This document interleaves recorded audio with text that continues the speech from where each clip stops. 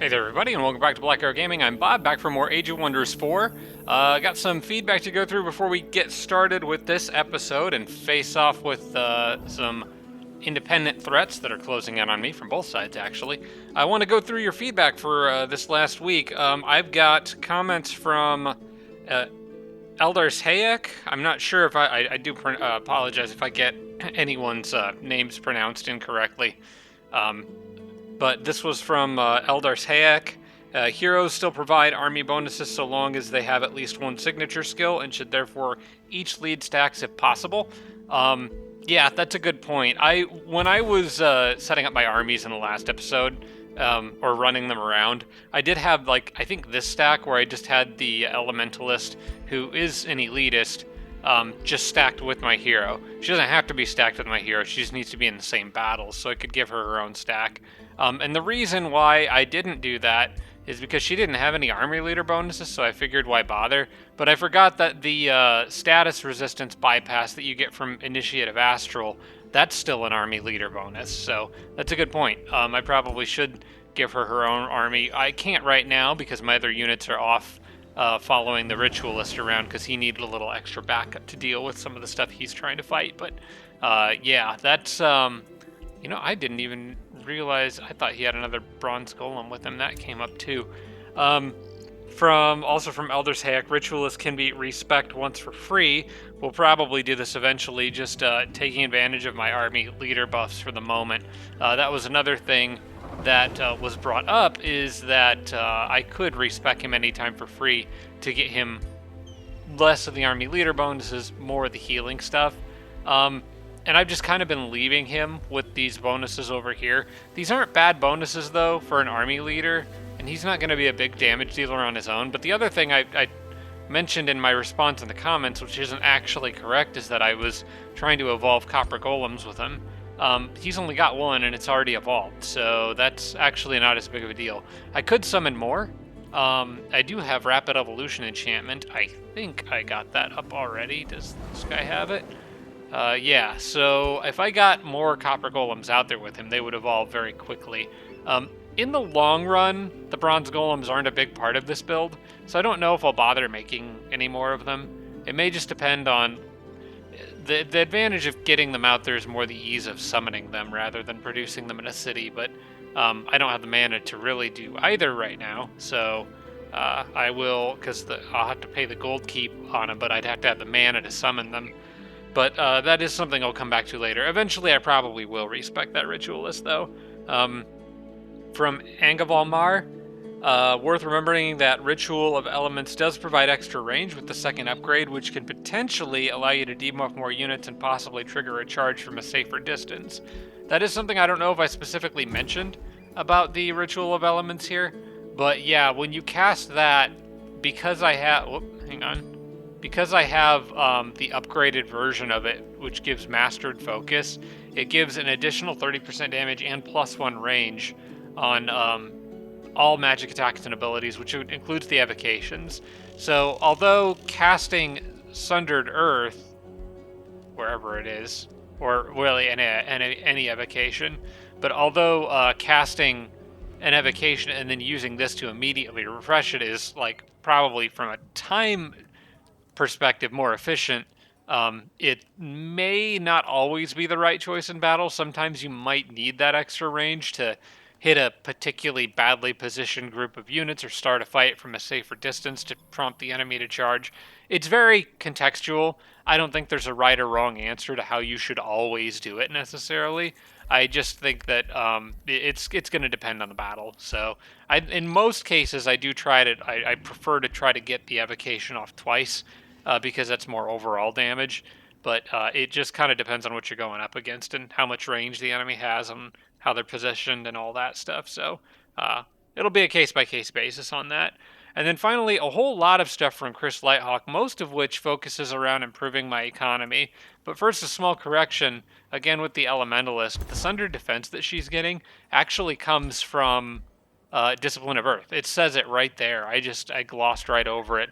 I do that a lot because I'm trying to move somewhat quickly when I do these episodes, and I just glossed right over the fact that it says it right there. So I was wondering where she was getting that from. That's where she's getting it from. Um, and then also, okay, so with regard to like diplomacy and my economy and some other things, Chris suggested investing in a wizard bond with the dwarf and dragon earlier rather than later, as it leads to the defensive bond faster. And I do think that's probably a good point, especially considering they already have a defensive bond with each other. I really want to get in on that. Now, I have already made a declaration of friendship with this guy, I think. Yeah. But I have not yet with the dragon. Now, that is going to cost me a decent chunk of gold, but I think it's worth it. So I'm going to go ahead and do that. This is going to really eat into my gold upkeep. So now I'm down at plus 188 and spent 100 there. But for the sake of setting up my economy in the long run and getting in on a three-way alliance, I think that's definitely worth it. And then I can work on the Wizards bond with them.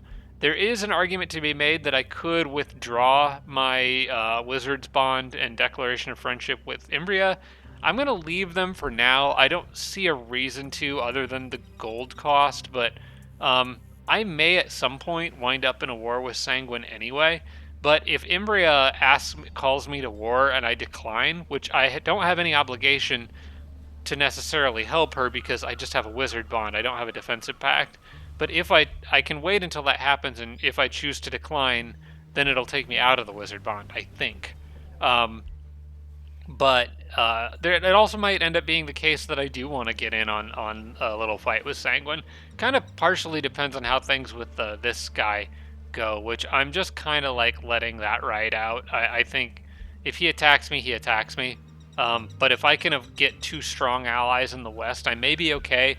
The only worst case scenario I think here is if Sanguine smokes the vampire and then becomes really powerful, and then this guy comes at me and Sanguine comes at me at roughly the same time. That could be a problem down the road. But this guy already hates my guts, and I don't know that there's anything I can do about it.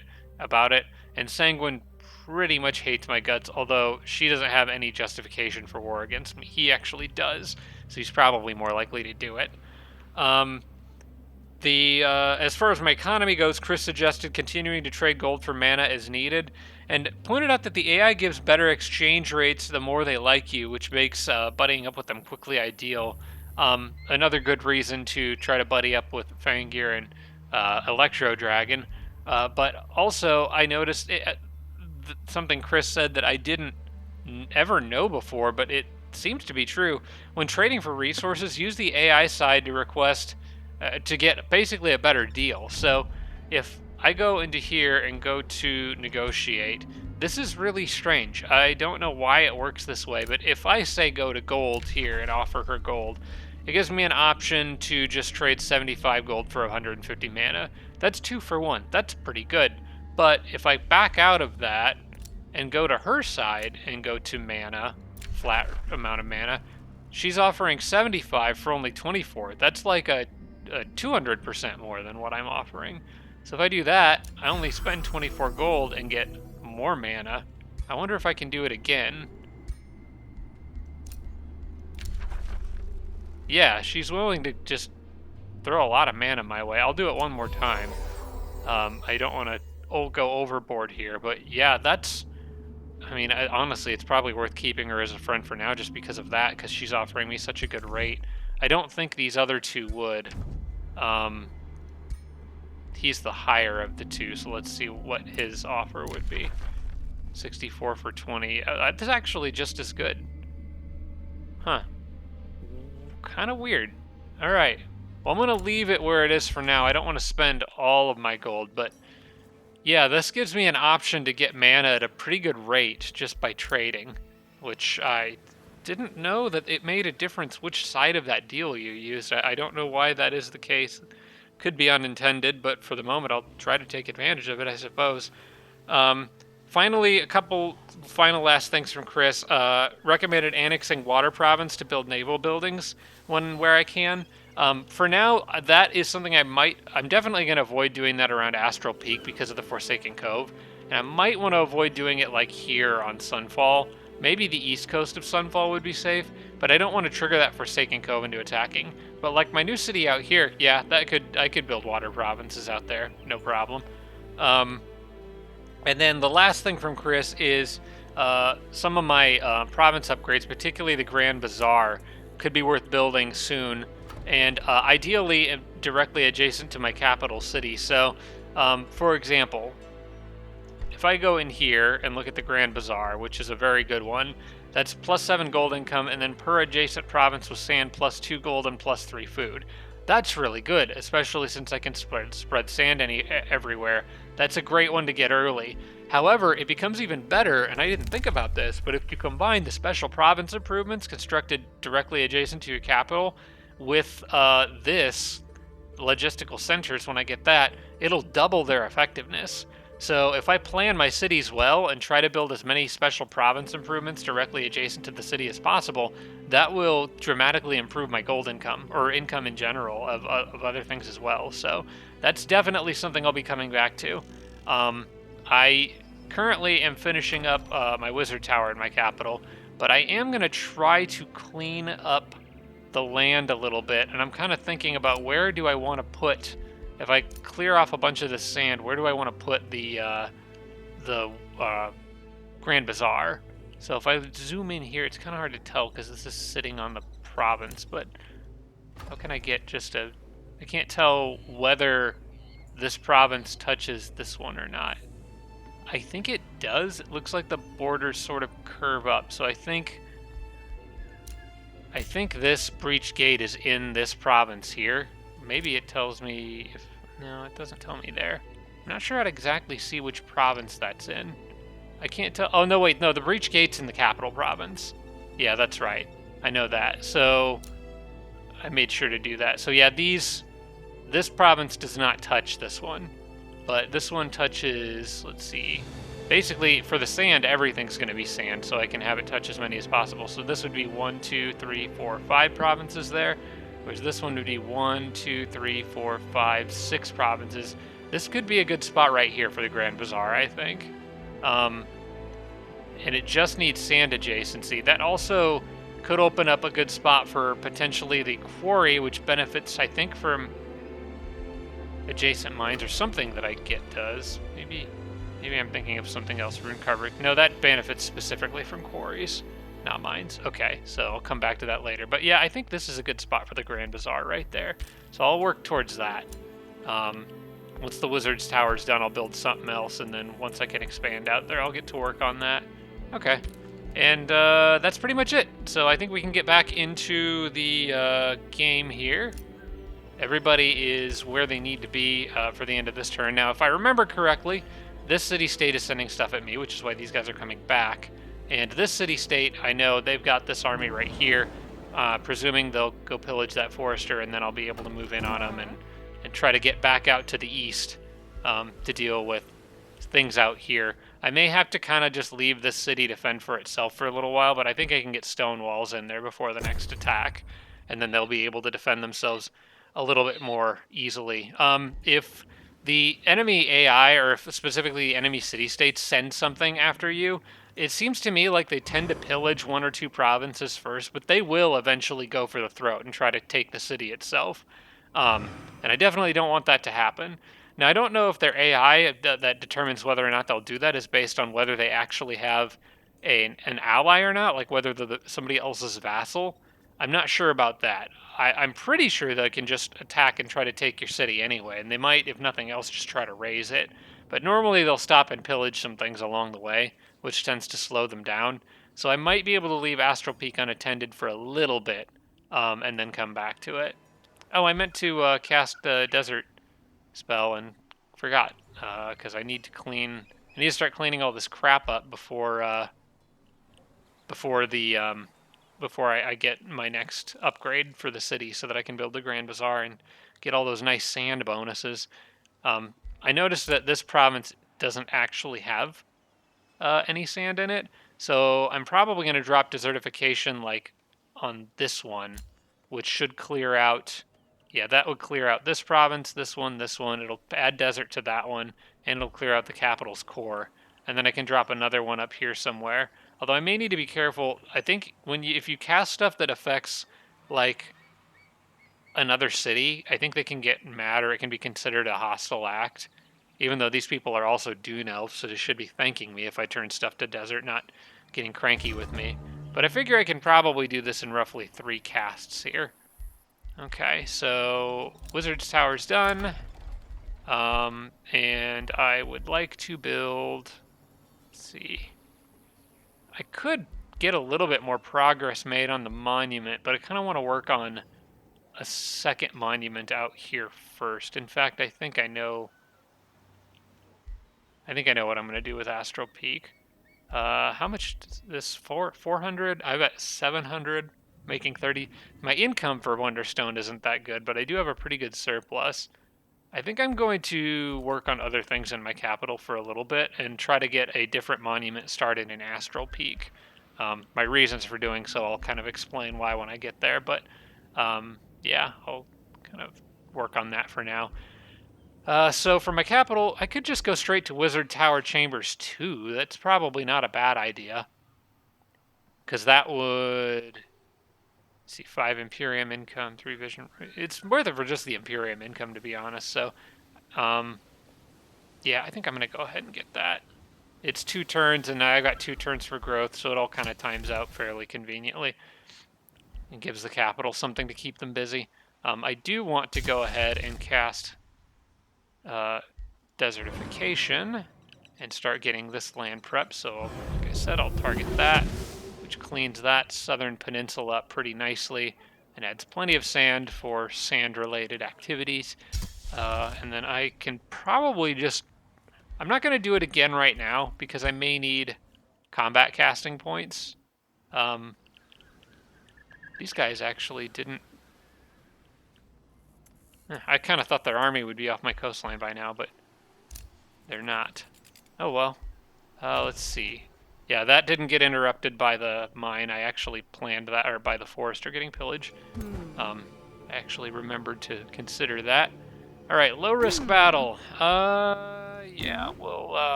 go ahead and see how this goes. I'm gonna say no spells and see how my guys handle this. Yeah, we can't be losing guardians, so I'm gonna do this myself. All right. I'm going to go AFK here for a moment, and I will be right back. Okay, I'm back. Let's see here. What have we got? They're approaching me from head-on with a hero who has 13 defense. Well, fortunately, punching through defense is kind of my specialty, so I actually don't think that's going to end particularly well for you. Just a regular old melee attacking defender. Okay. It's that Chaos Eater in the back that's maybe a little more scary, but as long as I could avoid getting too many debuffs on me, I should be alright. Okay, I think we got a pretty good... setup for this battle. So if you're a defender, I'm going to move up here. And I want to get you here, and I definitely want the shield guy in the front. I'm not sure. I kind of want that wooden stack of logs to go away, but we'll see how things go when they approach me. You can go here and provide your shield defense. And archers can go here, and I would say probably here? I'm not really sure how those buildings are going to interfere with line of sight here. Okay, stack of burning on my leader, that's fine. Alright, so... do I want a Ritual of Elements now, or do I want to do it later? I think... okay, she's going to be on my archers, but I can move the shield to block, prevent her from moving up. Yeah, I think putting the shield guy there, or next to her, and just trying to kill her real fast. That could be a good move right there.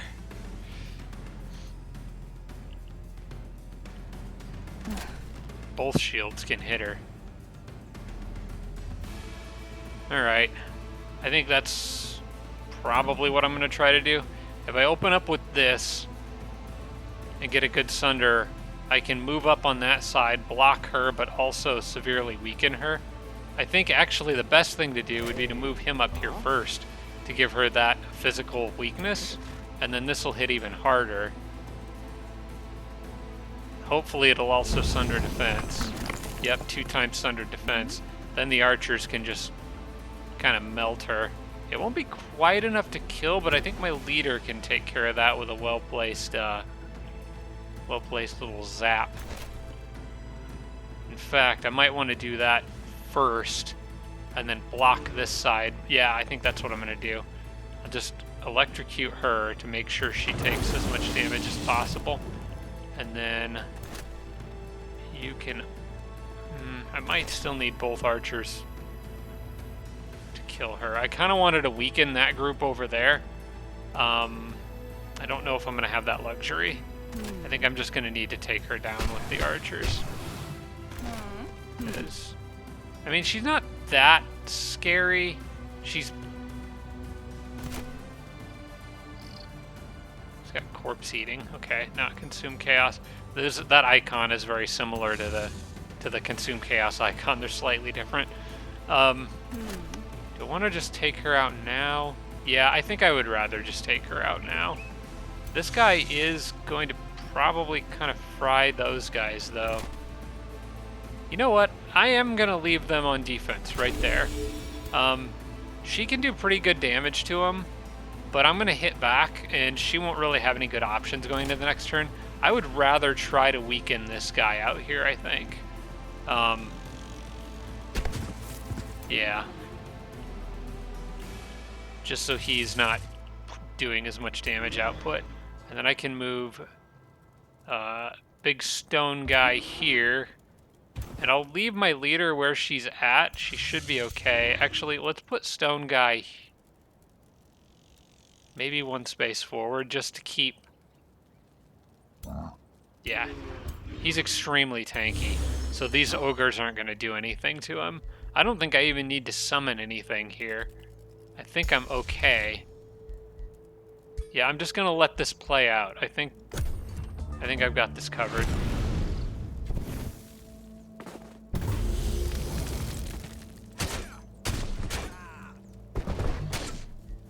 My hero may be able to port somewhere and do quite a bit of damage.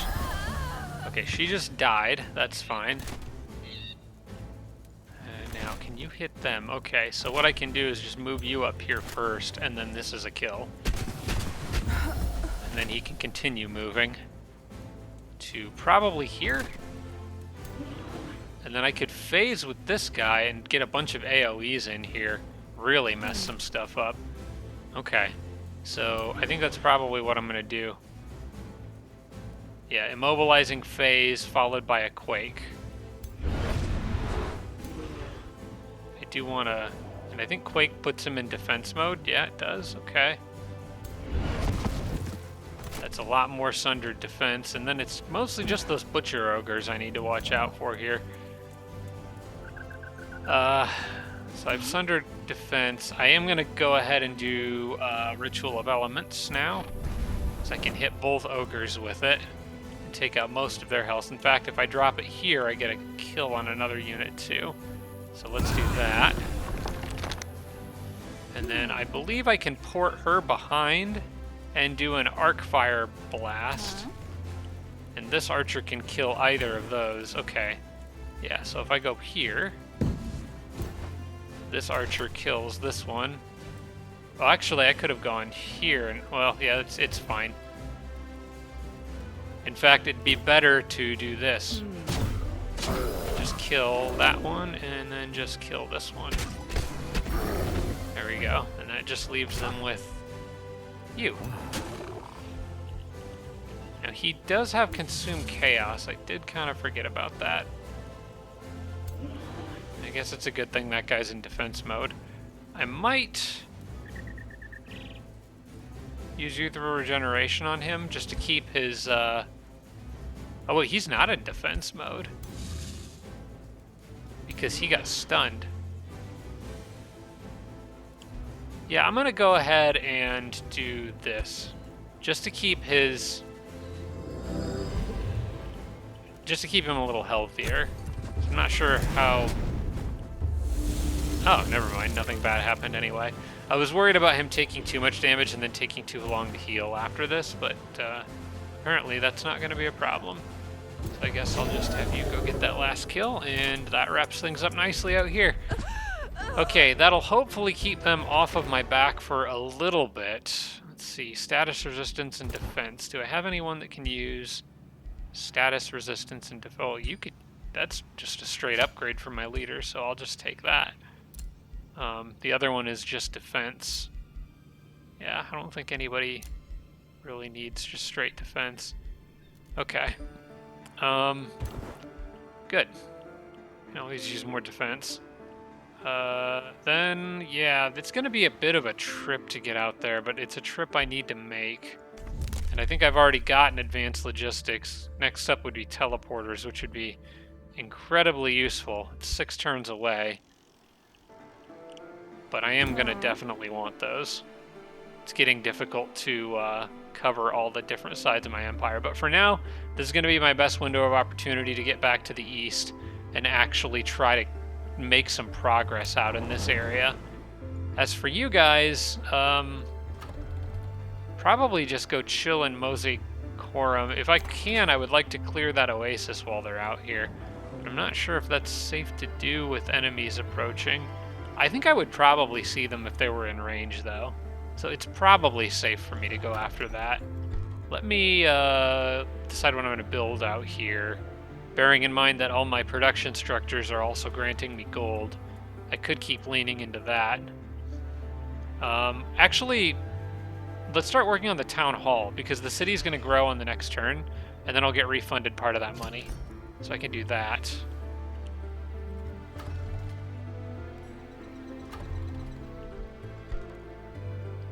Alright. And then, yeah, I think we go ahead and clear this. In fact, I'll get refunded that money on this turn, because we're going to take that iron golem out, I think. Probably. Fine. I'm going to do another auto without spells, trying to conserve mana here, but I may end up needing it. No, they handled that fine. Okay, we're good. No worries whatsoever. Okay, then you get down there.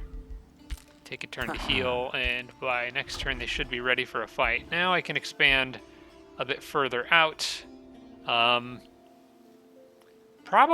think I probably want to start expanding towards my capital. What I can do here is take another farm on this province. Yeah, because I can't really do any more sand farms. And then I'm going to switch this to a forester to try to get a little bit more boost. I don't have, because this is not a sand farm. At least I don't think it is. Yeah, that's just a grassland forest tile. So if I switch this to a forest, I'm not losing out on a whole lot, and it can make getting more of the food growth buildings a little faster. And I can rely on fish farms more out here. All right. Oh yeah, I forgot you were out here. Let's just follow the road, I guess, for now. Hello. Okay, you are maybe a little closer than I thought. All right. I hope there's somebody else out there with him to be a distraction and a nuisance. Hallowed Court is going to be a vassal of Electro Dragon, but they're not yet, so I'm gonna come take their stuff. They might have more than one, so definitely worth grabbing all that. Alright, my mage leveled up, and I also got this. We're definitely going to want Meteor Strikes for her, so I'm going to take Adepta Materium, and then that gives me 2, so I can get Elemental Mastery, and then Sunder Earth. So that mage just became a lot stronger. And that'll be useful for clearing out some of that tougher stuff in the east. Another ruler was denounced. Okay, that's Sanguine making enemies of the people I'm trying to make friends with, so I'm more than okay with that. What else happened? He denounced Sanguine, that's fine. And then Electro Dragon is friends with me, okay. A lot of stuff going on. Okay, good. And these two aren't getting along, which is actually really nice because they probably should be trying to work together right now, but they're not. Okay. All right. And then I think the only thing left to do is maybe channel desertification again? Yeah, I may as well, although I don't think any of these provinces are actually, because I don't have farms on any of these, right, Forester? None of these are actually a problem right now. I don't think this, I mean, other than the fact, like, if I were to fight on them, but none of them are hindering my economy as far as I know. Let's see, if I was going to cast one anywhere, where would it be? Probably here, because I want to cast it here, but I think that would irritate Saladria.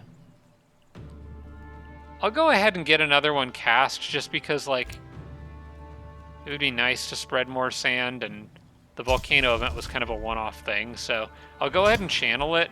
Again, there's no harm in channeling, and then you can always cancel the spell later if you don't want to actually spend the mana. And then for Empire development, what am I kind of working towards next here? Probably, well, no, it's going to be a minute before logistical centers. That's still 13 turns off.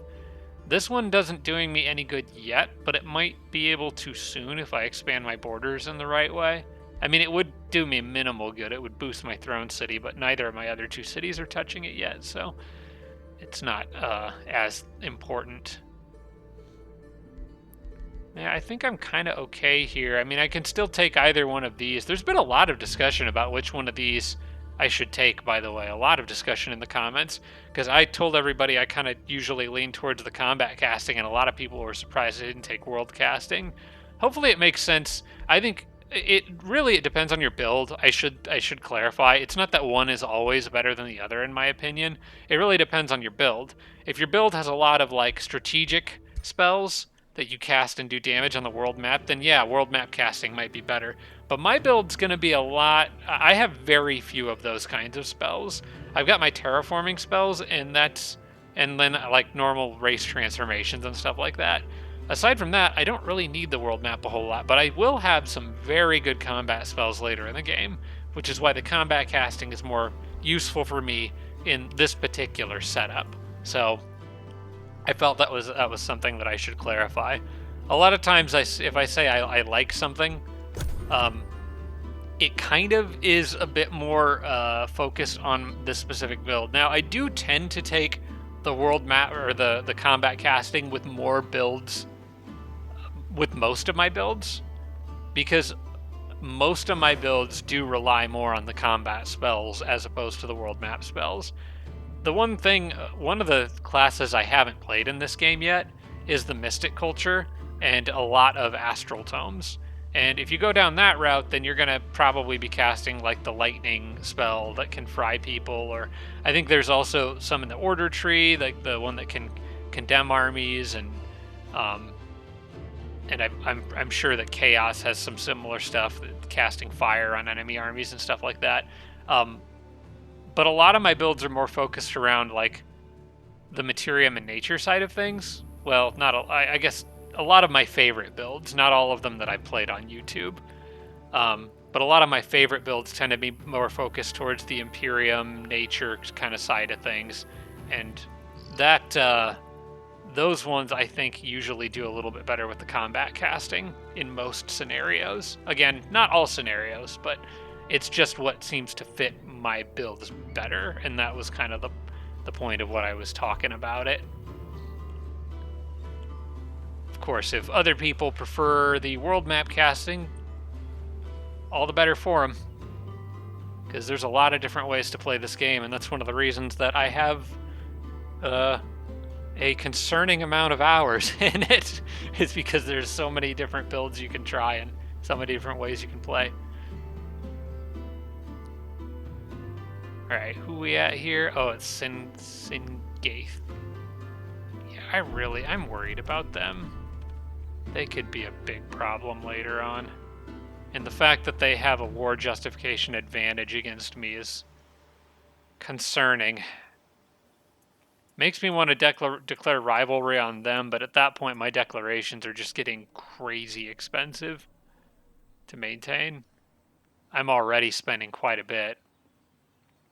Yeah, I'm already spending 60 gold per turn to maintain the declarations I have. That'd be bumping it up to 100 just to try to keep the war justification balanced between us.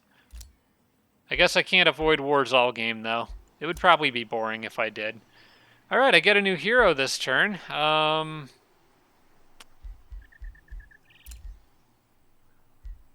are you free? Is there an event of some sort going on? Why is... I don't need another elementalist, but they're free. Saladria.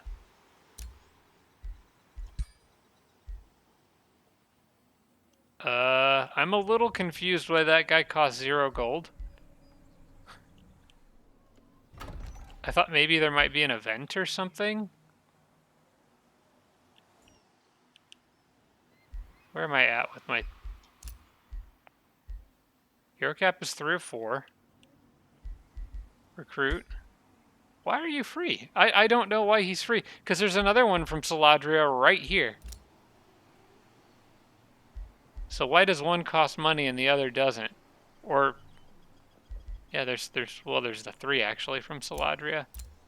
I have no clue why he's free. I don't know. Then I've got 3 over here. Spellblade, a Defender, and a Ranger. Oh, that Ranger's tempting. I mean, I almost feel obliged to pick the free guy, but I already have an Elementalist, and I kind of would like to spread my heroes out a little bit. Shepherd could potentially be good with this build, though, because I may have some animals later.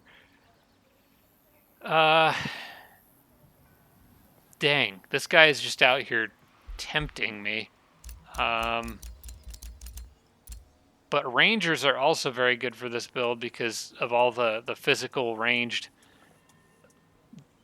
weaknesses that I can inflict. And Prospecting Governor is also kind of nice. Could be really useful for keeping my economy running later in the game. And nothing wrong with a good Defender either. I like Defenders. Who's also a Shepherd. I don't know what to do because I feel like I should take the free option. But I just don't know that I need the other Elementalist. I guess getting a second Elementalist isn't a bad thing necessarily, because I could always split them up. I'm going to eventually have multiple stacks of units, and we've seen how powerful just one Elementalist can be, so getting a second one probably isn't going to be a bad thing. I do kind of wish I knew why he was free, but I guess I won't complain about it. If it's not going to cost me 300 gold, I suppose I'll take it. I don't really like having more than one type of hero this early in the game. I feel like I should be spreading them out a bit more. I really wanted a Battle Saint, actually. Hang on, how much would it cost to reroll? I really want a Battle Saint, because I could use the combat-wide healing. No, then I'd have to spend 100 gold for the hopes of being able to spend 100 more. My question is, because this guy's free, if I shuffle, will it shuffle him and then give me another free option? Okay, I'm probably going to regret doing this. I have no idea why he's free. I'm going to try to shuffle and see if it reshuffles him and gives me a different option, because I want a Battle Saint of the Dune Elves specifically. I'm kind of ignoring those heroes in the middle. I don't need a Spellblade because that's my leader. The Defender is definitely a contender, and the Ranger is also definitely a contender. Gosh, what do you have? Big Game Hunter, Scattershot. I'd probably have to rework her. Don't necessarily need Scattershot. This is a tough call. I don't know what to do here. I suppose for the science of it, I can see what happens if I shuffle. I just have no idea why. Oh, maybe I rescued this guy from a quest earlier or something. Maybe that's why he's free. In which case, shuffling probably wouldn't change anything with him. Yeah. No, I think we gotta take the one that's free, given the state of our economy. I'll just take him. Now, if I go back into the recruitment pool, there's only 2 from Saladria, so I must have done something involving a quest that caused me to be able to get this guy.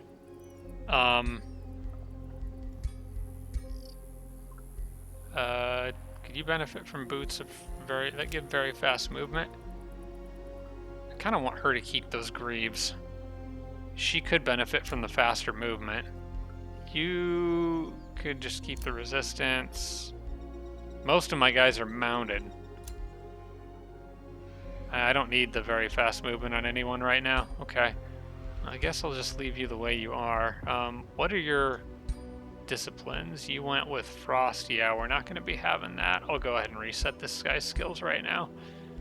Everybody's going to be Discipline of Earth. We are going all in on Materium, so basically this will be a copycat build of the other mage. Yeah, I want this one. I want Amplified Magic. I want to get the Initiate of Astral and go down to Empowered Evocations. So he's pretty tough in his own right now. And having an extra hero definitely doesn't hurt. But I do feel like I'm a little overkill on the mages at the moment. We'll try to make as good of use of them as we can now. Okay, Desertification's ready. I can get my other army all the way down to here. I can get this guy well out into the water. And if I'm willing to hurry to drop just 14 gold, I could get this architect out to the east an entire turn earlier, which is maybe worth doing. I don't know. He'd be catching up with this group. He wouldn't be that far behind. I think I won't spend the money. If anything, I'm probably going to queue up another Guardian after him. I need more of them out there. All right, Astral Peak has grown. I'm going to go ahead and put a quarry here. Or maybe I should put one way out there. This is going to turn to Sunless eventually. Although that actually won't bother the quarries, I suppose.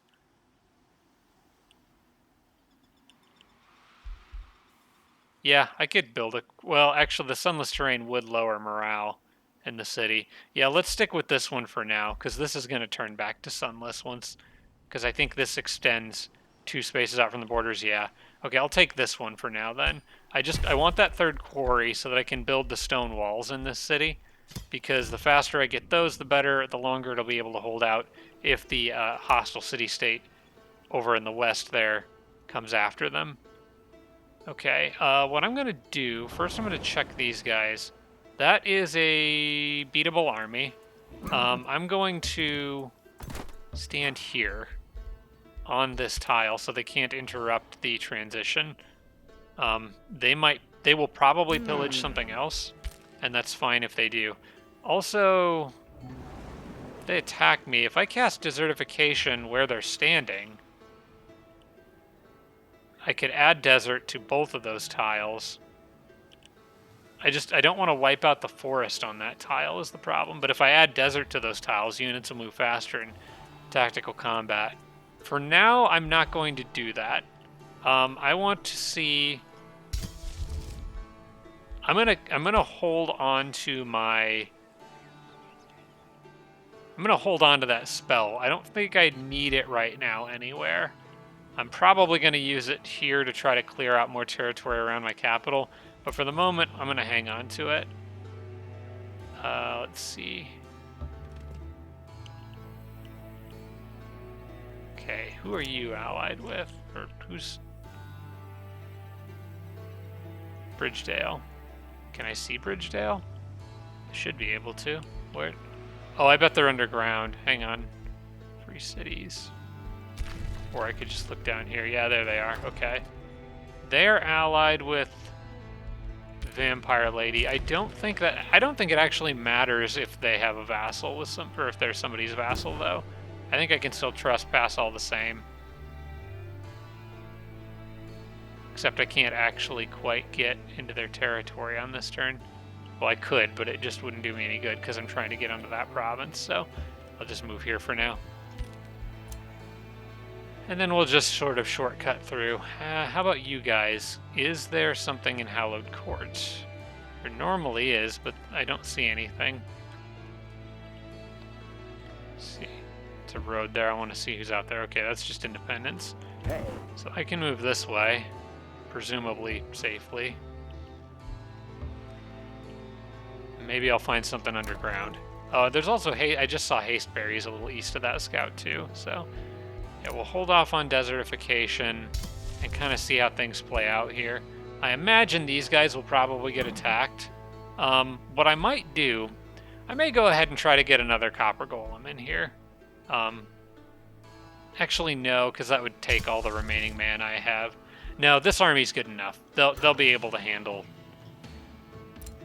They'll be able to handle a couple spring fairies and their retinue. Okay, let's just end the turn after I drop a quick save. I've had enough crashes lately that, fortunately, it hasn't happened much in my YouTube games, but I've had some crashes in single player and a heck of a lot in multiplayer.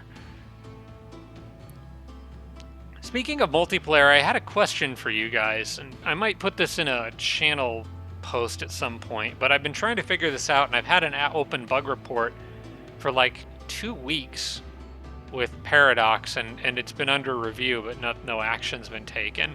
I don't know if those of you who watched my, how many of you watched the co-op series I did with my friend Virgil, where I played as the vampire build, but towards the end of that one, we started running into some weird bugs, and eventually the entire game became unplayable. We had to finish it.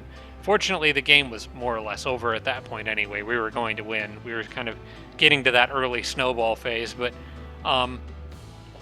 we ran into a bug where the game started making an item called a D20 of cheese.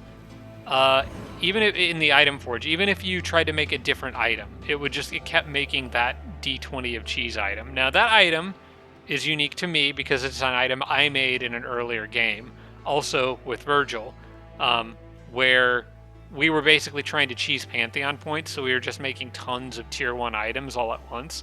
And so I just found the teed that looked the one that looked like a dice, like a D20 dice, and then just put True Sight on it and made that over and over and over, and I just called it the D20 of cheese because we were cheesing the game. Well, now we keep running into a bug in my multiplayer games. It's that same one we ran into with Virgil, and it doesn't have to be with Virgil. It could be with other people too, but as long as I'm hosting, it's like the game takes the items that it's saved to my Pantheon, and somehow the data gets corrupted or something gets overridden, and anything anyone makes in the item forge, whether it's me or my other friends, there's a certain point in the game where it glitches, that glitch triggers, and the only thing anyone can make is D20s of cheese, which is kind of hilarious a little bit because I brought this on myself, but it's also still very frustrating because it's not just affecting me, it's affecting my friends too. I don't know how to get an item out of your Pantheon. As far as I can tell, there really isn't a way. I did find the file that contains the code where that item is saved, but I don't want to just go in and cut out lines of code from that file while I'm in the middle of an active YouTube game, because I don't want it to potentially break something with this game. So I don't know if I guess I'm more just wondering if anyone else has run into the same thing. I guess so if you have any insight into that or have run into a bug where in multiplayer games the item forge makes something other than what you told it to make, let me know, because that's driving me insane. Alright, we've got more enemies moving up. I believe this guy could get in on this fight. Yeah, he could. Alright. Nobody else can, but he certainly can. And then everybody else is just going to get in the water. Okay, domain's been invaded. Oh, where's the other invasion? Oh, okay, it's just 2 for the same thing. An investigation. Okay, good. The Pirate Cove. That's fine. We got lots of units coming out here. We'll deal with them. Okay. So the first thing I want to do is probably move you to here, 3 spaces away. You can have these guys help you out. The Yeah, you can head out this way. You're not going to do anything on your own the other direction, so. And then I'll have my leader's army head out this way too. We're just throwing everything we've got at the city-state out here. I'm going to try to make something happen out here in the east. Who leveled up? The Ritualist did. Okay, so I can get Enhanced Rejuvenation and start getting down this path here pretty quickly. I may not actually even need to respec him because he's already got the Astral thing that I want. I mean, it'd just be taking away some of these, but these are all useful to some extent. Especially that one that's lowering unit upkeep right now is pretty handy. I don't know. At least I do have a healer. So like me wanting the Battle Saint really bad, I do have the Ritualist to heal. I kind of like the Battle Saint a little better, I think, but the Ritualists are still very good, and they do have a very good, I think, the heal at the bottom of their tree, the one that I like to go for, Rite of Restoration. That one's pretty nice. Alright, we'll come back to that. For now, we've got city-state enemies to kill. And I would like to do this with fairly low damage because I want to go after that Balor, but I think that's actually the last thing I'm going to do out here. I think getting rid of the stuff that's spawning units that are coming after me first is probably for the best. So I'm going to focus on that first. Yeah, so you can't move anymore. Yeah, there's really nothing to do other than this fight, so let's just do that. I'm going to do auto. I think they'll be fine here unless that hero's got something that I'm not ready for. Nah, we were fine. That was easy. Okay, Great Axe Cleaving. Do I have anyone that can use a Great Axe? I don't think so. I've got a Ritualist, I've got 2 Elementalists, and I've got my hero. No tanky heroes. They're all kind of glass cannons. Or supports of some sort in the Ritualist case. Alright, for now, they can chill in here. Because I'm waiting on others to catch up anyway. Alright, what do we got here? Magic Origin units gain 2 XP for each non-Magic Origin unit in the same army, and your non-Magic Origin units gain 1 status resistance for each Magic Origin unit in the same army. This would work with my my Golems and the Elementalist, or the Elemental, the Stone Elemental that I have. Don't know if it's worth 175 Imperium, though. The other one, well, this is one of those that's just, you take it, and you don't really have another option. But I kind of want... I think I would honestly rather get Metropolitan Society if I took anything right now. How many more turns until that's available? 11. That seems forever off. Metropolitan Society is good. Teleporters will be available in 4, but that's only 200 Imperium. And what do I have coming up here in nature? Food city structures grant more production, or provinces in your domain without resource nodes generate more food. I actually might take the food income on that one. Because I'm going to need all the food growth I can get. And I will have a lot, but I'm going to need it. I think, though, I might get Metropolitan Society, because this does give me a small economic benefit now, and it will stack as my capital reaches out and connects borders with my other surrounding cities. So this is one that I know I'm going to want eventually, and it does give me a benefit if I take it now. So I feel like I may as well take it now. Just looking to see if there's anything else more important. I mean, Siege Masters could come in handy here soon because I'm going to be sieging that enemy city-state. But I think generally, overall, this one's going to be pretty good. Yeah, I think we take Metropolitan Society now. Just get it on the board. I didn't look at the before and after for how much income I was making in different things, but it should have benefited my capital, and then I can just work on getting the capital's borders to touch other cities. In fact, I could do that on the next turn if I... Actually, I could do that on this turn. I just realized that this province connects. But then I can't build the Grand Bazaar as quickly, which is what I really wanted to do. But I don't know. Getting this connection... Well, is this city-state potentially going to get it? I mean, Maybe this city could reach out and get it when they grow again in 3 turns. Yeah, I'll do that. I really do want to get started on that Grand Bazaar. So, and I think I'd counted this was going to be 6, I think. I don't know why it's saying I can't build anything. Why is it acting like this province doesn't have anything in it? Oh wait, no, hang on, I'm being dumb. I still have the capital selected. There we go. That's what I was looking for. So it was 1, 2, 3, 4, 5, 6 adjacent tiles directly next to the capital, all of which will have sand in them. This actually is a good reason to use desertification now, because when the Grand Bazaar is done, it will need the sand adjacency for that province. So let's go ahead and do that. We'll make it a farm for the moment, because I'm going to get the Tome of Sandstalkers bonus for that, but I'm going to immediately turn that into a Grand Bazaar.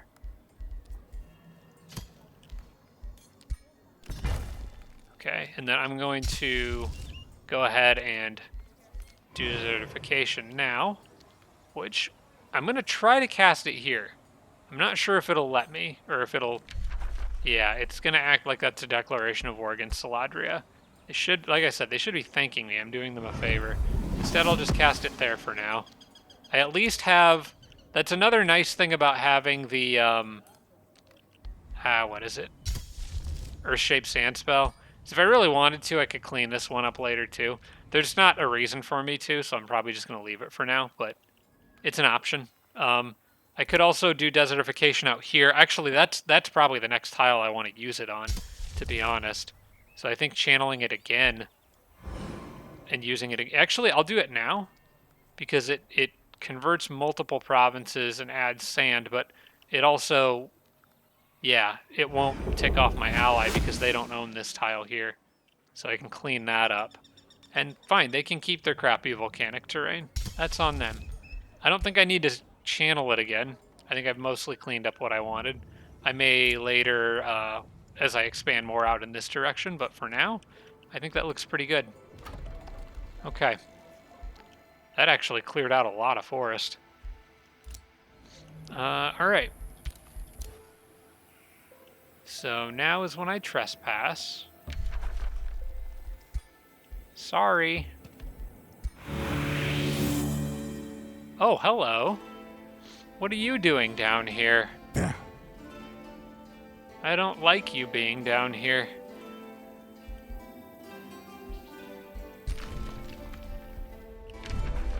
Bridgedale is allied with Imbria. So he's... Is he going after them? I'm not sure. Okay, more denouncements. Yeah, they're not getting along with my vampire friend. Okay, Electro Dragon doesn't like Sanguine, that's fine. Imbria doesn't like Singaith, that's also fine. I don't like Singaith either. Okay, got the Wizard Chambers. We're working on the Grand Bazaar, which is going to be pretty awesome once that's done. And I want that haste berries, but I don't... Did I already get it?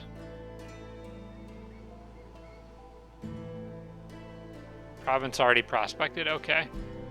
So maybe I want to run you underground and see if there's anything cool down there. Maybe I can find some more resources. Or if nothing else, maybe pickups in the water. Yeah, I don't see anything wrong with exploring underground for a while. See Sanguine messing around down here. Another province for this city. I probably actually want one in the water. Yeah, there's more forest, mangrove forest up there I could reach towards. I'm thinking I want one in the water as like a base of healing for friendly units. So maybe right off the coast here would be kind of strategically useful with Axe Tusk. And no reason to go underground yet. Yeah, I guess throwing a quarry down out here doesn't hurt. Gets me closer to their borders and kind of also in the water near the Forsaken Cove, so it could be useful. Oh, I meant to check some things before ending that turn, but it's alright. I will have guided projectiles to cast on this next go around, and that's a pretty important spell for me.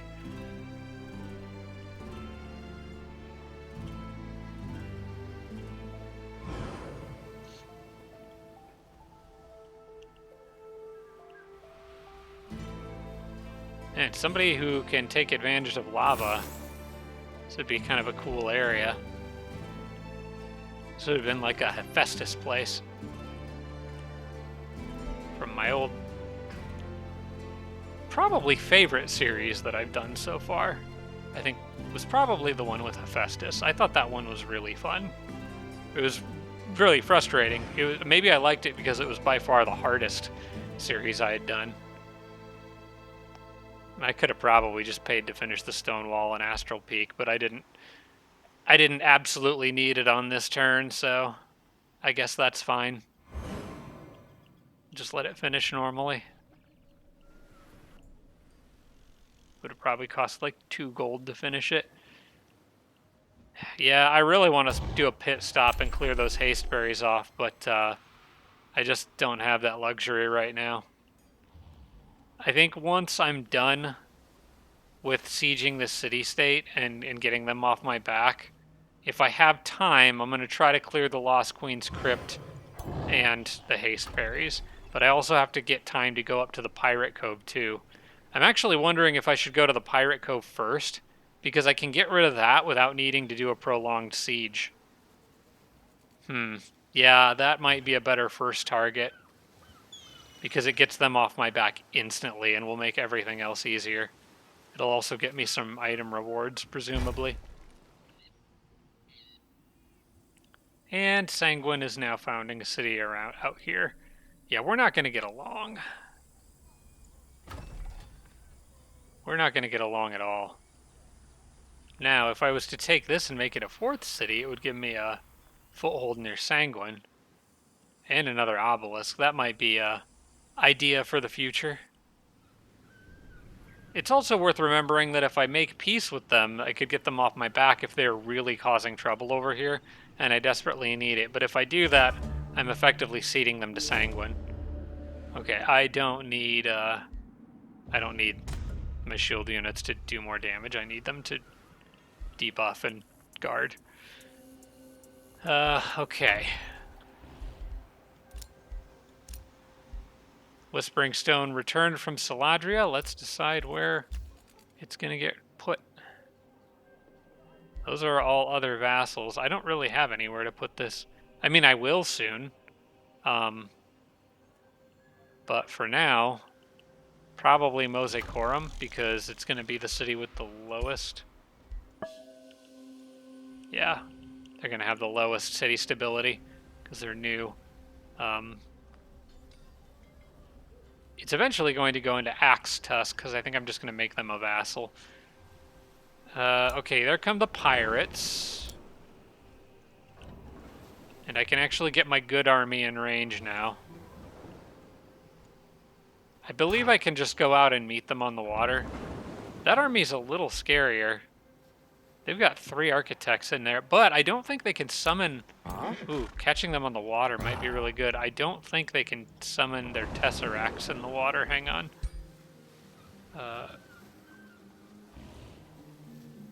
Cannot be used in water or lava battles. Okay. Well, then catching them on the water would be very good. So let's do that.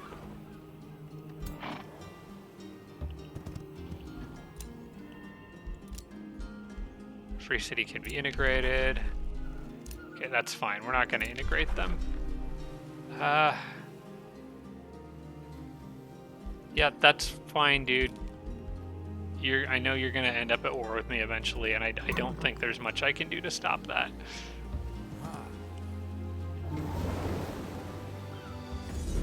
Okay, this should be pretty easy. We'll see how it does without using spells. I can try to save a little mana. Yeah, that's fine. Easy, easy. Should be able to get to them and finish them off in another turn, or maybe 2, depending on how the defenders are positioned. Let's see, I got a tier 2 charge item. That's not helpful for anybody. And I got a staff with Song of Carnage. Maybe good. Granting strengthened and fortune to units. I don't know, do I want to give that to one of my mages? I'm going to take the equipment. It's not going to... Well, actually, maybe that would be good on you, because you're already kind of a support and buff kind of guy.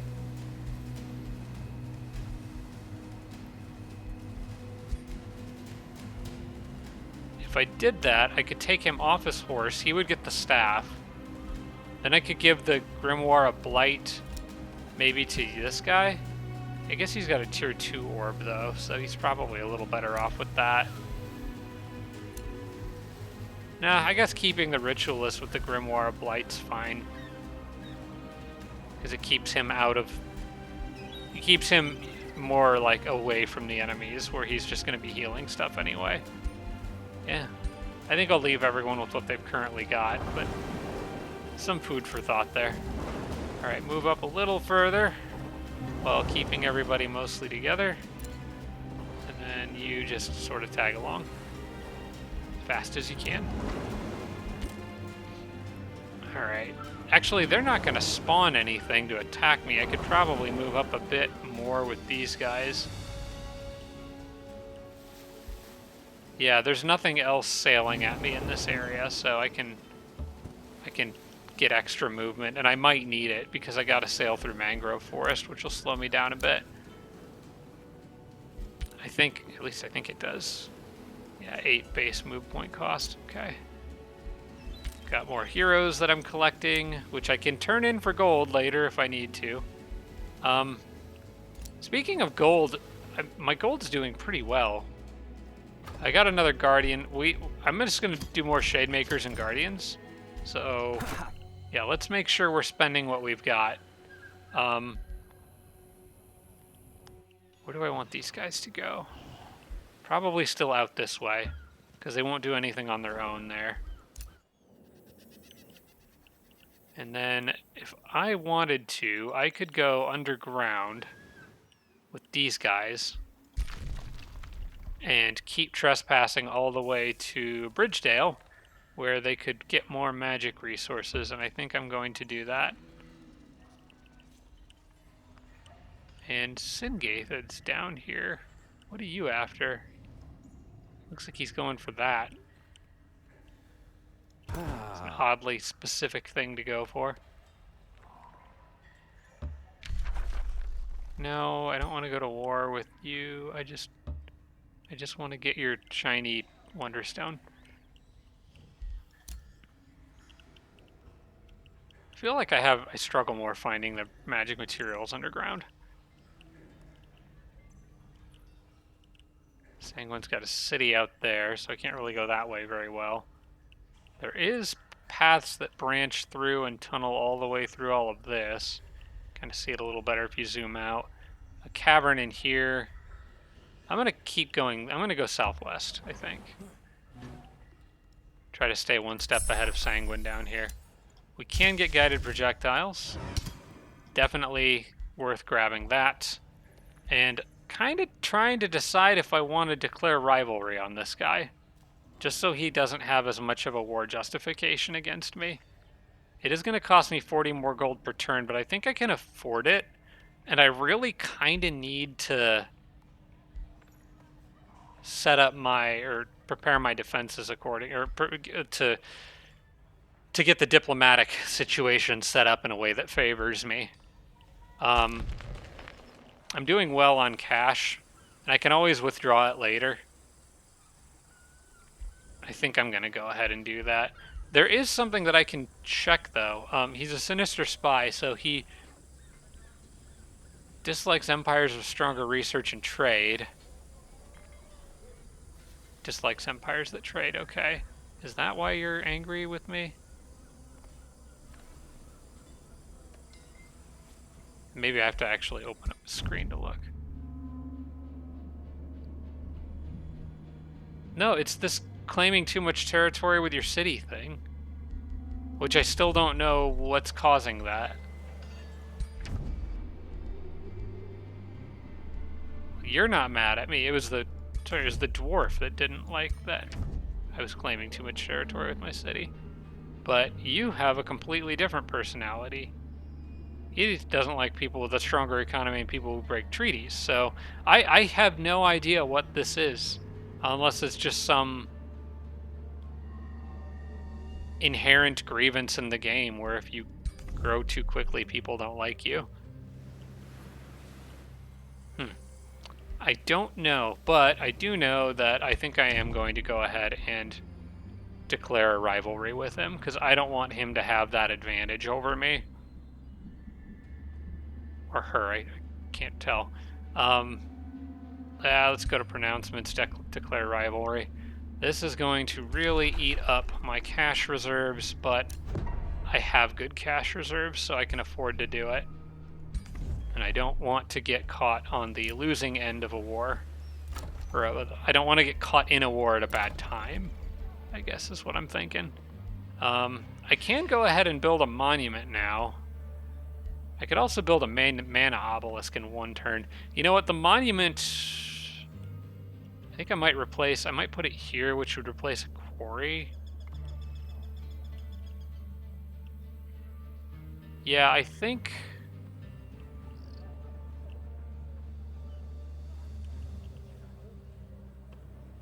I'm going to build the mana obelisk first, and maybe the monolith.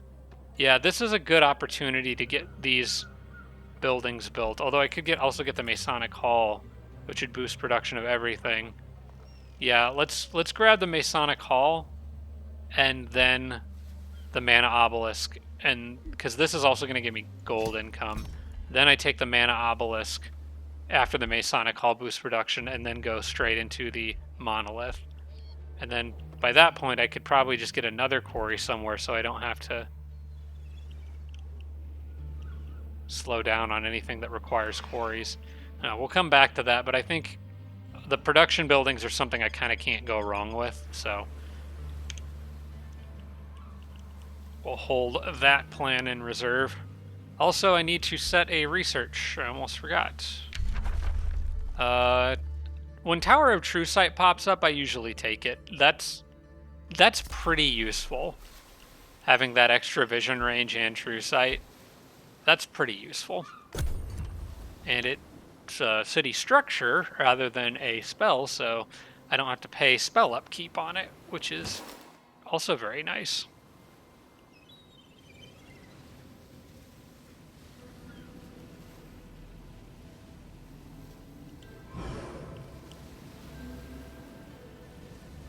Okay, well, hopefully these guys don't spawn anything new right away, but they probably have. So what I'm thinking as I approach this pirate cove is they normally have the patrolling stack somewhere in there, and if it's too close to the center stack, you can end up with a bigger, tougher fight. I may have enough armies here that it won't matter. I've got pretty powerful units out here, or at least the best that I can muster right now, with 3 full stacks, if this architect could ever catch up. But so I could probably manage it, but I would definitely prefer to try to catch them alone, because I'd take less damage that way and be able to move towards Axe Tusk that much faster. And I'm really on a time limit out here, because I need to get... I'm probably going to need to get back to Astral Peak. I really do not want to pay this city for peace, because I want to take that city and either make it my city or vassal it. So, especially with it being out there that close to Sanguine, who I'm almost certainly going to be fighting later in the game.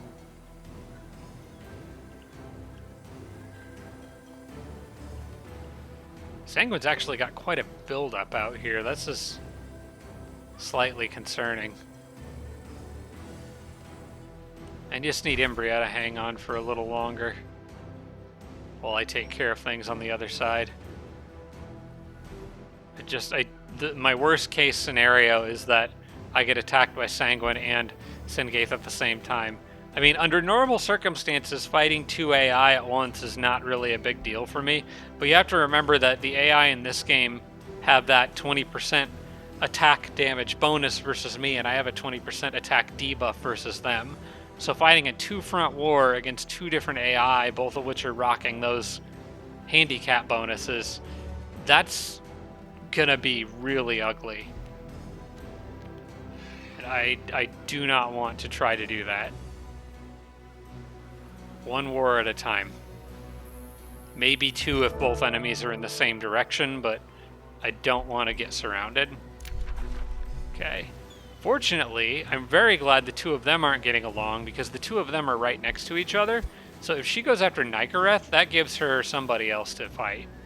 And Nicoreth isn't necessarily friendly with me either, so that would kind of kill two birds with one stone. All depends on what Sanguine does. Alright, I want to see what's in that pirate cove. A lot. There's a lot in that pirate cove. That's a huge fight. What I will probably do, one of those is almost certainly a patrolling stack. So I'm going to try to goad them into attacking me. And I need to do it safely, I need to stay a certain distance away from them. Probably here, I think. Alright, you guys are going to end up with the Elementalist. Or with the Architect. So what I'm going to do is pull them back down here.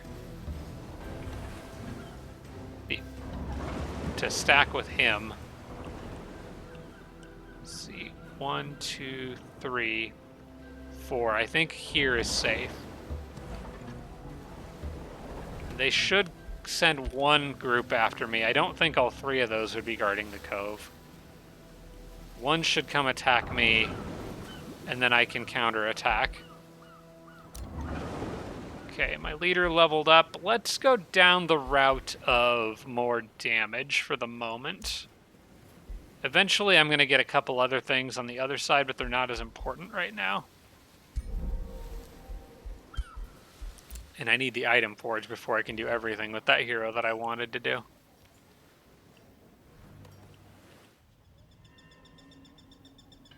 Trying to decide if this Guardian needs to keep sailing out in this direction or not. I think I will have him keep going this way. Just for now. Then I want you to go borrow their Fire Forge Stone. No, don't declare war. I need to move you one space at a time through all this. Stay on the roads if you can. Avoid stepping on anything that's going to trigger a war. You can't go there, but you can go there and you can go there. And get that and then get out of here. I think I'll have him run through those tunnels up to the northeast or northwest. Well, he can't move anymore on this turn anyway, but that's fine, to be expected. Oh, can I not get through there?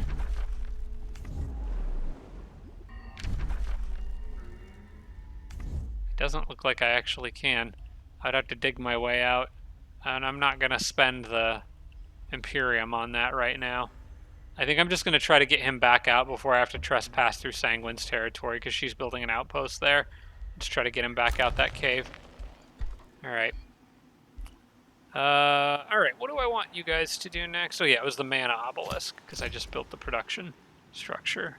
And then that can go right into the monolith, and I can hopefully start getting my mana situation improved.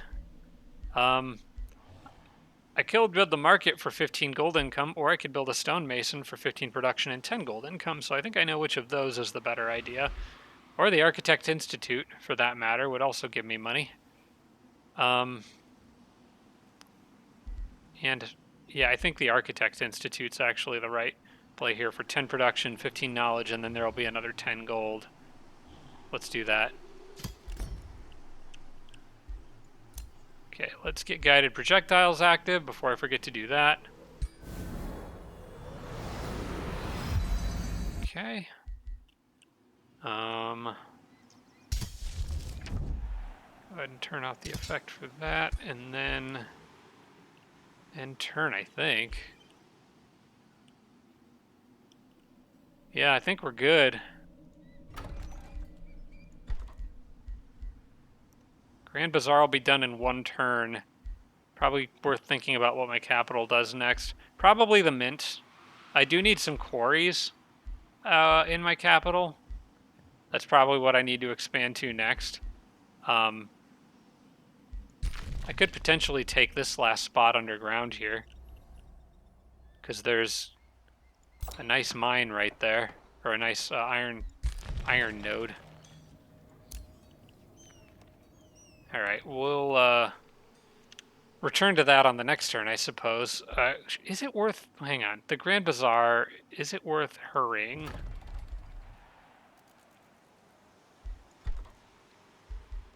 But hurry production for 24 gold. How much gold is it going to make me? 7, and then 2 and 3 times 2 times 6 is 12. So it'd be 19 gold, and then 3 times 6.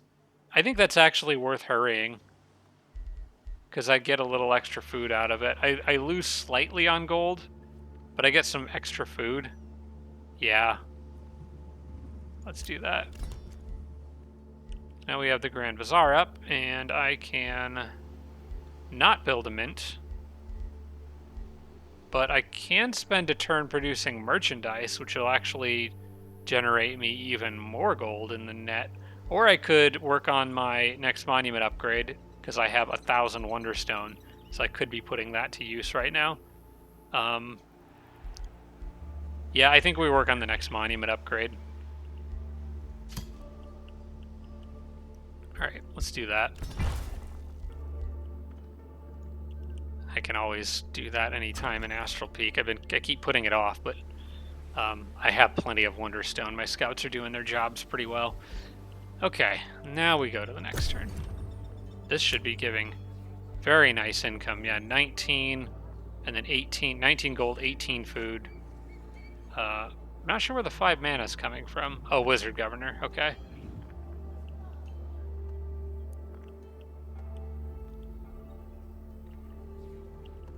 Yeah, that's definitely one worth getting up early. It's a very powerful province improvement, and you get it at a tier 2 tome. Like, that's just a solid pickup.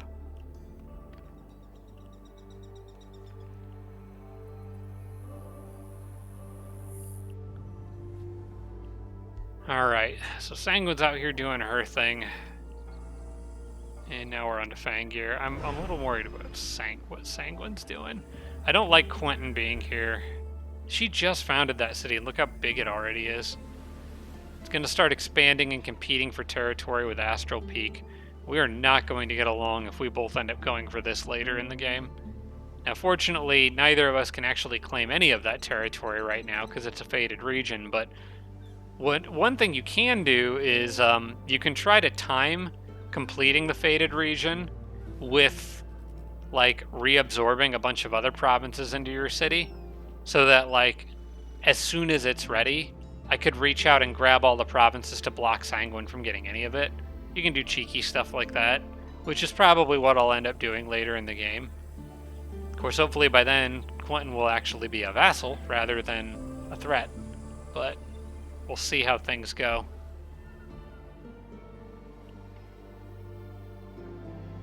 It is interesting that I have 2 seals in my territory.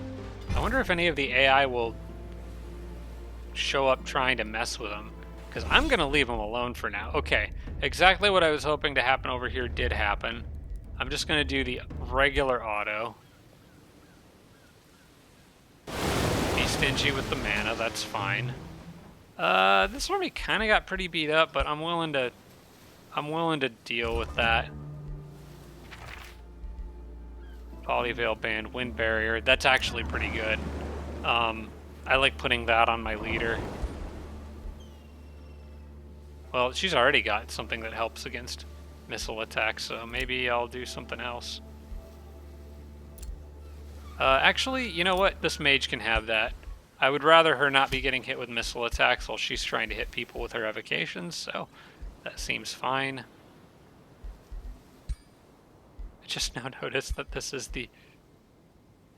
Oh, I thought that said the spherical orb of celestial slang. For some reason I misread that, and I thought the term spherical orb was funny. Okay.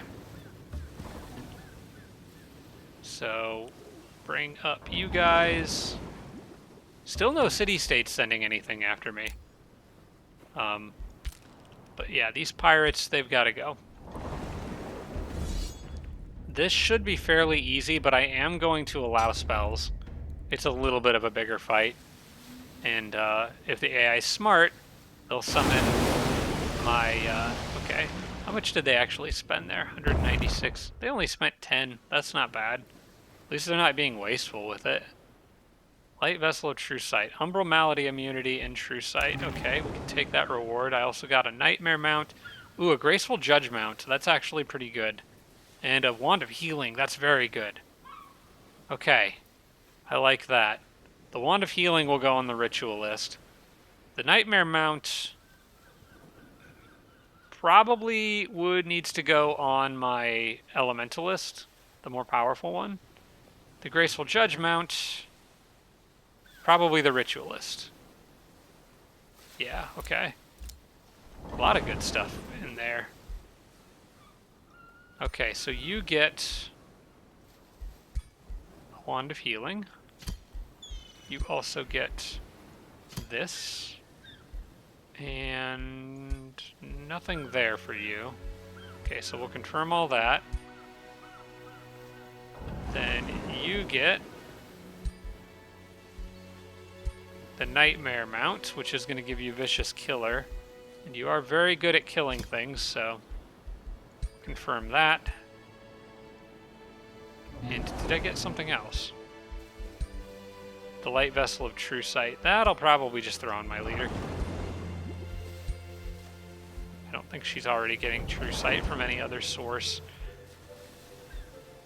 Yeah, may as well. She doesn't have any accessory items. Okay, cool. A lot of useful stuff in there. That was good.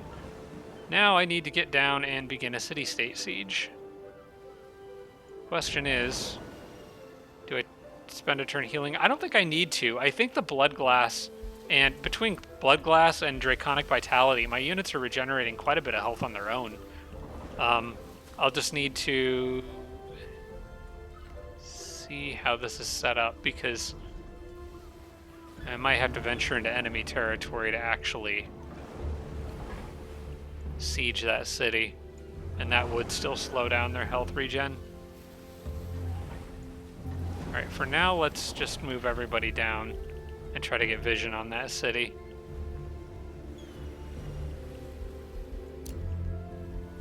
Oh, good. My leader got the Glory Seeker ambition during those fights.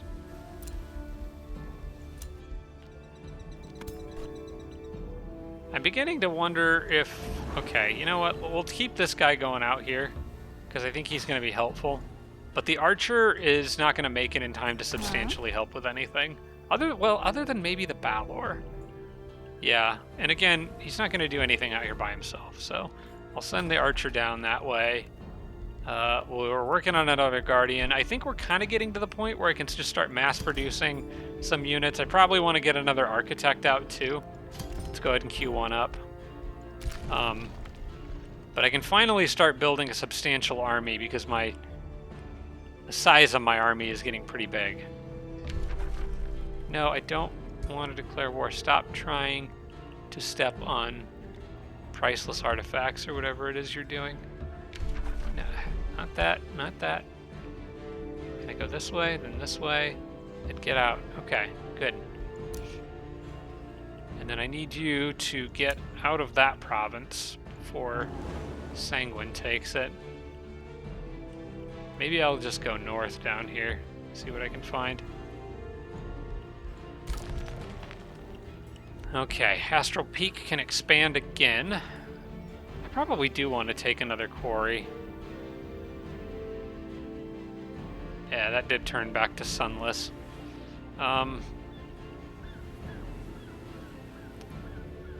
Yeah, okay, here's what I'm gonna do. I was sort of eyeballing this spot to put the my monument, because it's sort of surrounded by mountains, which makes it marginally more defensible. I don't think it'll really matter much, but I kind of like to have those in more defendable positions, because you don't want the enemy breaking those. So yeah, let's do a monument here. Actually, first let's expand and get another... Do I want to build a monolith first or not? Because if I do, then I may want to take... You know what? Let's take some territory in the water. Let's expand towards Sanguine with a quarry right here. That makes it a claim. That gives me a claim on that water province right there, which I do want. I don't really need to go further than this water province, but there's fish on that one, so that would be nice to have. Oh crap, I just realized that that's just going to get pillaged by the Forsaken Cove. Oops. I'm going to actually dismantle that, probably. Well, it counts as a quarry for the moment. But I think I'm going to go ahead and bake a monument, or start my monument out here. And it's going to be dedicated to Astral Affinity, actually. I don't need more Materium, I will have enough. But I do need more Astral, and I'm not going to get it from Tomes. But I need it for some hero upgrades. And that's kind of why we're going for that. Specifically, the signature skills. I'm going to want the one at the end of the Astral tree, Paragon of Astral, which lets my heroes give their archers +1 range. Or really all range units in their army, +1 range. That's kind of why we're trying to lean into Astral a bit. But also because I like the stuff in the Astral tree. So I want that too. We're at 200 Imperium. I could take one of these. Fields of Fertility would give me a lot of food. That might be worth getting earlier rather than later. The Food City structure one, I don't think I have that many Food City structures. I think I just get the 3 basic ones, the Storehouse, Granary, and Estate Hall. So I don't think that helps me a lot. It's at most 10 production, or it's at most 30 production in each of my cities.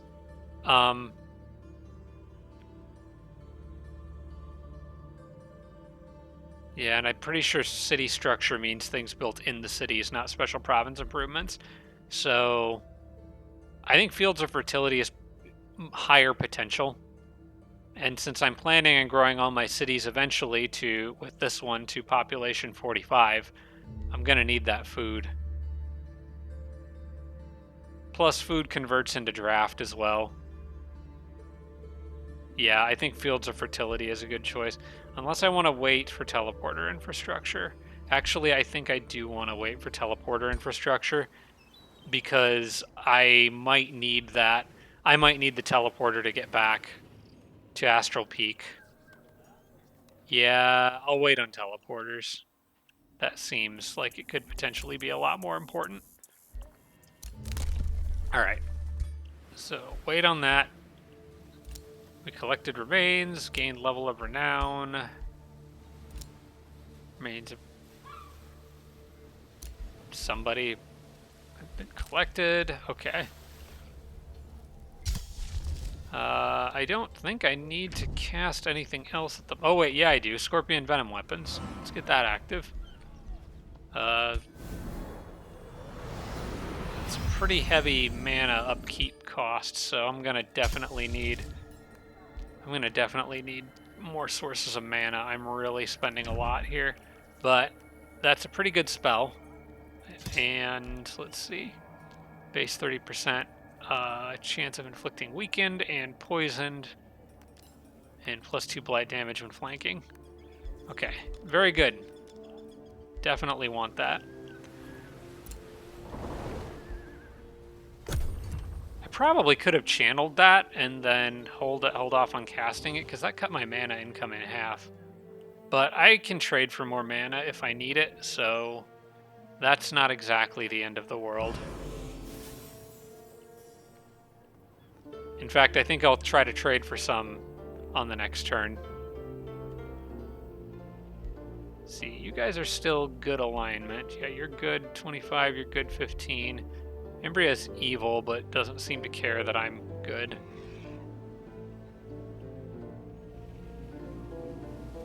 Yeah, I totally forgot about that Forsaken Cove being perfectly positioned to cause trouble.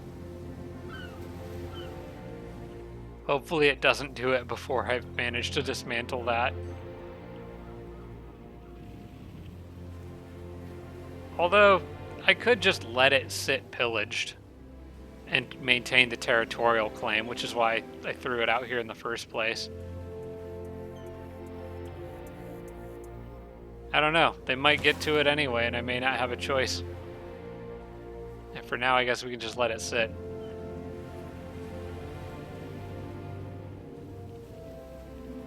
Nikareth's turn went really fast. I think Nikareth... Oh, wait. Nikareth's almost dead. Seat Above All used to be her city. That's her high culture. I think that's normally her capital. Yeah. Fangir and Electro Dragon absolutely smoked her. I'm surprised she's still alive.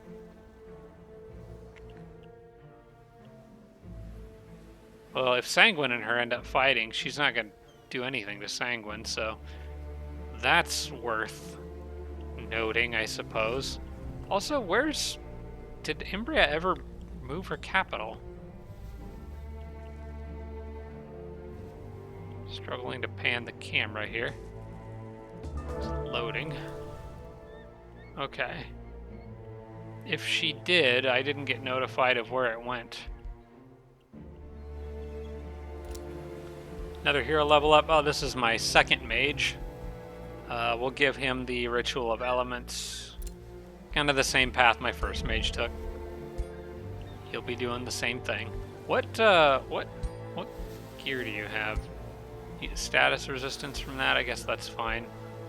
Does anyone not have any chest plate? No, everybody's got at least something. Okay.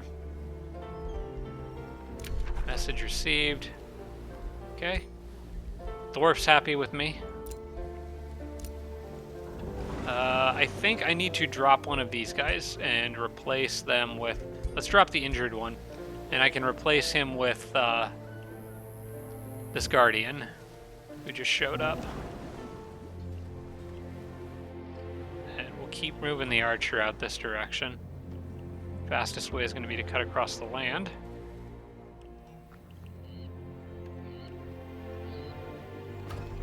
And I think I can actually... Alright, do I want to stretch out in this direction to help support the attack a little more? I have to go into enemy territory anyway to launch the attack. I have to actually go on land. So I don't know if that's going to really matter.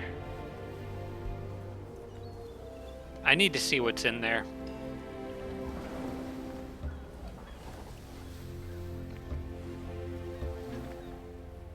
Okay, they've got... I think I need to do the same thing. Will they embark to come after me?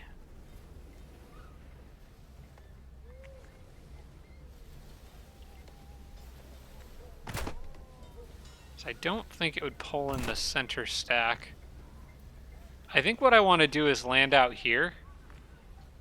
Or land one army out there where nobody else can reach. Yeah, I think that's what I'm going to do. Okay, I've got an idea. For the moment, I am going to take this. I'll just add a farm there. I need that piece of land. And then what I can do is I can position a healthy army here, which would probably be yours, to try to draw the defenders out and position you guys here and you guys here so you're getting all topped off on healing. They will help with the fight even though they're in the water. It'll be a land battle as long as this is the stack that gets attacked, which it will be because it's the only one in their territory. And then I can start the siege on the next turn if they come out to attack me. Basically just trying to divide and conquer. Alright, I am seeing a whole lot of nothing in these caves. Honestly, I need to be digging for those magic materials, more likely, is what's going on. But I'm not putting the Imperium into that. What I am putting the Imperium into is teleporters. And I'm going to build some right away. That I will interrupt the production of the monument for. Wait, actually, no, I don't need to yet. I do if this sends something after me, then I'd probably need to build it right away and pay to hurry the production. But for the moment, I think I can get away without it. I'm trying to think of where I would want it, actually. This tile here might be good. It's close to the city, it's close to the monument, it's close to the blood glass, it's also close to the seal, which shouldn't matter, but it's, I think, in a good location. It's also kind of like behind and sort of closer to my capital, so it could double as a teleporter to my capital on a temporary basis. Or I could just do it here, which would be halfway between my capital, and then both of my core cities could use it. I might do it there anyway, because I was planning on taking that tile when the city expanded in 3 turns. Okay, we'll see if we can get through 3 turns without enemies coming in and pillaging everything.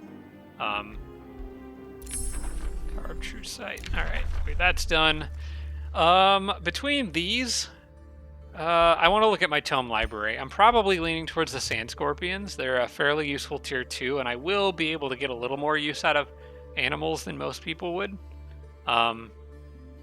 So I want to look at my tomes and see if I'm missing anything crucial that I really need. No, not really. I got all the important stuff. Mental Mark would be kind of nice to grab because it can melt my mages, do a lot more damage. But it's not as important. I don't think it's worth shuffling research when my mana income's this low. We're just going to grab the Sand Scorpions. They may come in handy later for a quick tier 3 summon. They're a pretty solid shield unit. My Guardians are better for my build overall, but it doesn't hurt to have some animals mixed in. Alright, and then as for my capital, what comes next? I think I am going to stick with the idea of getting my cities connected. Because if I go here, I can get another quarry, which my capital needs anyway. And then it's just 1 space away from connecting with Mosaicorum. I think that's probably the correct play. I would like to grab this node down here, but this potentially benefits my island city quite a bit, so I need to rename that to something else. Maybe I'll do that between episodes. For now, a quarry here is fine. That also allows my capital to build the mana obelisk if I want to make a detour from my zenith or monument to do that. I don't think I need to. I'll just trade for the cash. Let's go ahead and start trading with these guys if they're willing to offer me 3-for-1 or better deals. Let's negotiate for mana. Maybe what they're willing to offer you is... Yeah, that's better than 3-for-1, so we'll take that. What about you, Fangir? I'll trade with you a little.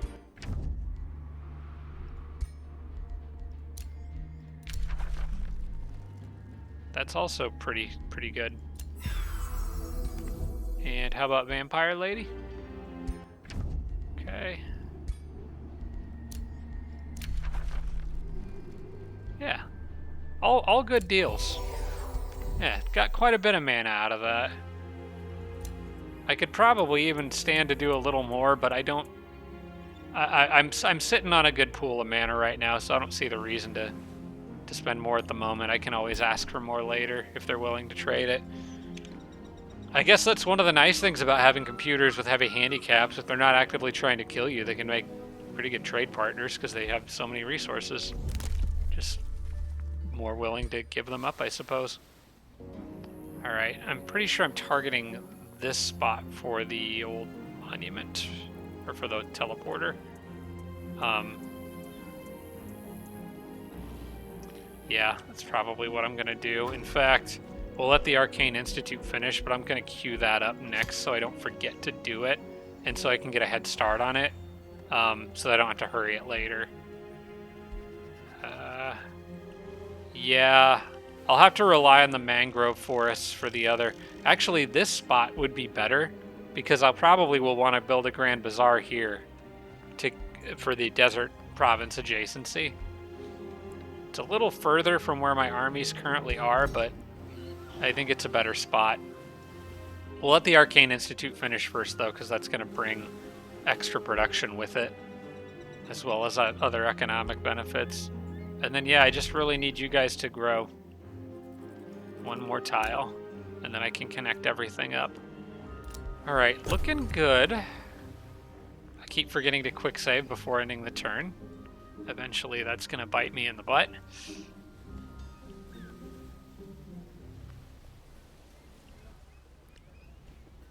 So, yeah, if I remember correctly, if the other enemy army were to move to this spot, the ones in the city, I think they could potentially join in this battle.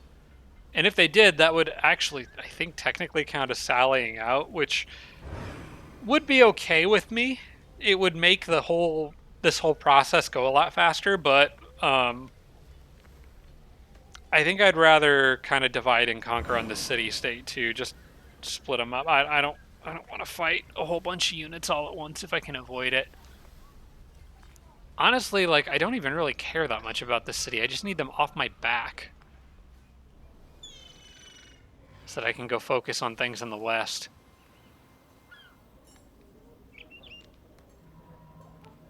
Do the seals give you something if you actually annex it? Or do you just have to stand on it?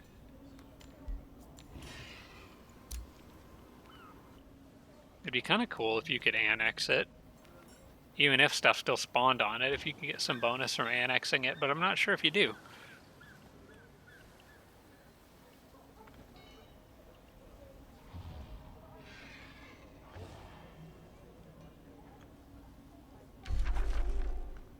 Yeah, the more I think about it, this might make for a good Grand Bazaar as well. Yeah, I'm going to change where that teleporter's going. I am going to have it go here. The Grand Bazaar would do just as well here because it touches this other desert. And I think I would rather have this spot for something special like a research post or a conduit. Claimed province had been captured. Okay, well, at least I have justification for war against her now. So I'm going to cancel this and move where that's going. Unfortunately, I do lose a little bit of production because of this, but I need to get this in the right place. I'm going to put it here so that I can use this because of the haste berries to get like either a research post or a conduit, because I'm not going to have a whole lot of options to get those out here. I will get a research post from that, but it'll be a minute. Another ruler is denounced. Still, fortunately, no attacks from that other city-state that I've been worried about this whole time. Unfortunately, these guys didn't attack me either, so we're basically just setting up for a big fight here. That's not exactly the end of the world. Matter of fact, I can even bring in better units now.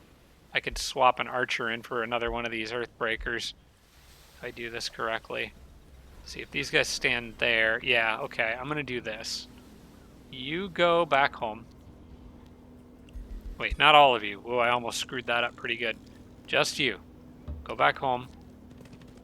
Archer, you come out here. And I want you to go... You can be in the water, that's fine. The other two will be on land, sieging. Ugh, this is starting to look ugly. Ooh, that's... Huh? That's ugly. Okay, Come on. I need you guys to fight me in a relatively safe environment. I don't know if I can punch through all that. I mean, maybe with enough spells, but they're gonna put up a fight out here. No, I really need to get them to attack me in the water, or to attack me in a favorable position. Okay, let's just get these armies connected. I'm gonna stay where I'm at for another turn. It's possible they just got distracted by something else, and they'll come after me. 1, 2, 3. Yeah, I'm still far enough away that the guys in the city won't join unless they go to that tile there. But even if they do, I'd still be okay with that.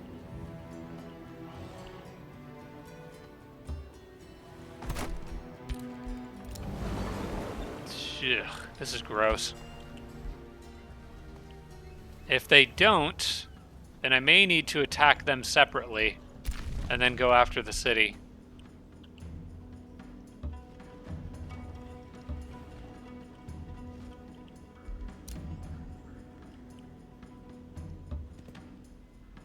Oh, hello, dragon friend. Okay, probably I'm just gonna need to get back topside, I think. I'm not seeing anything down here.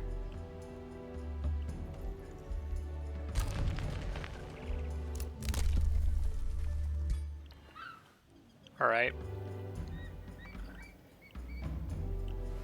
You know what? Abort that. We both got provinces in the water now. They can pick which one they go after. They'll probably pillage both, honestly.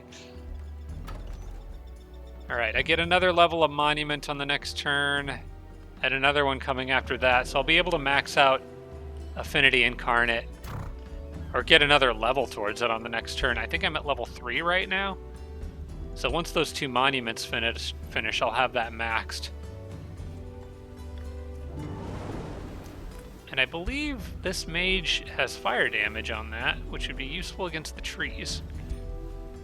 Okay, I think we stay here, hold for a turn, now that I was able to pull in some better units for that other mage army. And then we see what Axe Tusk does. The only other thing I'm wondering is, you might be better to lead your own army because you could add defense to everybody. Because I'm pretty sure you got... Yeah. You have Adeptum Materium. The other guy doesn't yet. So I think I need to switch which armies these people are in. Yeah, because you'll be giving a greater benefit to your own army. So let's do that. Just a slight little tweak to improve performance. There we go. Okay, I think I'm good with that. And then if they don't attack me on this next turn, then I'm pretty sure it's just going to be on me to make something happen out here. At least if I can get my teleporters up, if I have to run back in an emergency, I'll be able to get back quickly.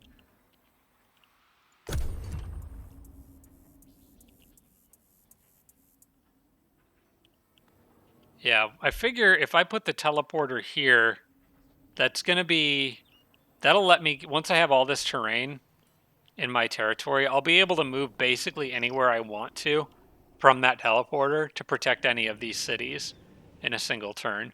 So I might not even need to spend time building one in my capital or upkeeping one.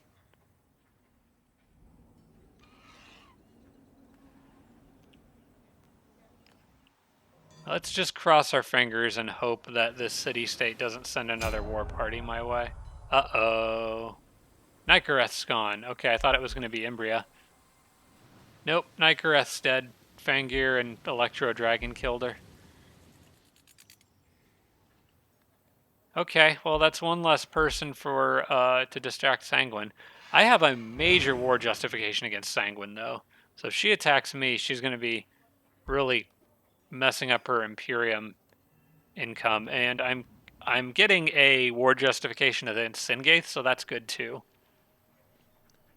So I'm making friends with the people I want to be friends with, getting war justification against my potential enemies. There's still a couple players I haven't met further to the north, but this is shaking out well. I probably need to check and see kind of like whether I can get a wizard's bond with these people, because this guy is starting to not like me, and I don't like that. So maybe a wizard's bond will help bring us closer together. I'm not sure why he doesn't like me. Oh, I'm threatening. I haven't broken any treaties, though. Oh, that's one reason to not cancel my wizard's bond with Vampire Lady, is because that would be breaking a treaty, and he wouldn't like that. Dwarf's getting along with me just fine, though. It's the dragon I'm a little worried about. Yeah, I'll try to get the wizard's bond on this turn. That seems like a good idea.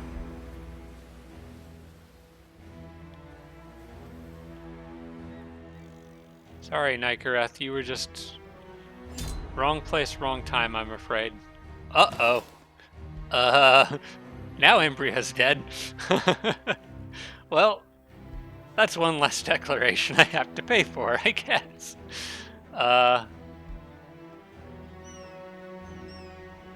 Now definitely I know who my friend needs to be. Unfortunately, Bloodholm is still out here spreading sunless terrain, and they'll continue to do so until I do something about them, but I don't know. I don't know how I feel about that. Because now Sanguine becomes a bigger threat, because she doesn't have another target. So it's either she goes after these two, or she goes after me, which means I really need to lock in my friendship with them. A defensive pact right now would be awesome. I need a defensive pact with both of them, actually. Oh, good. This is exactly what I was hoping for. Okay. This will be a big fight, but it thins them out and would make the follow-up siege much easier. Okay. A lot going on right now. Definitely allow spells. I think I can handle this without too much trouble. Yeah, okay, that went really well. Perfect.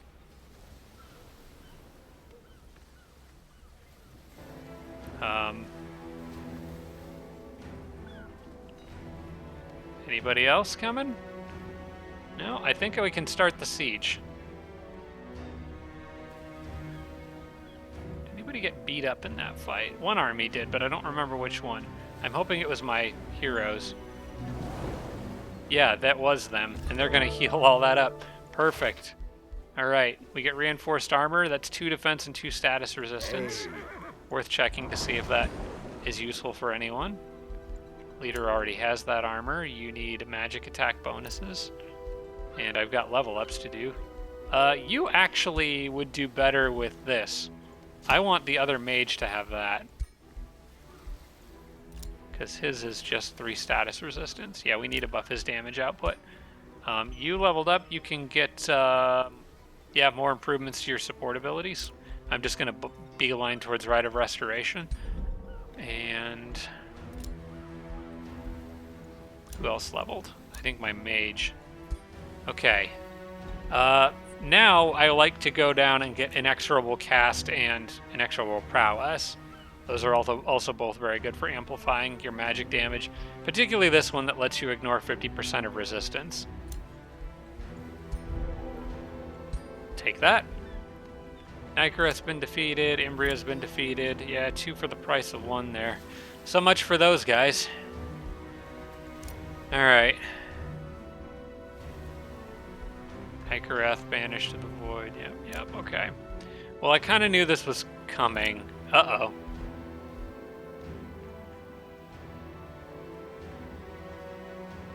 That could be a problem.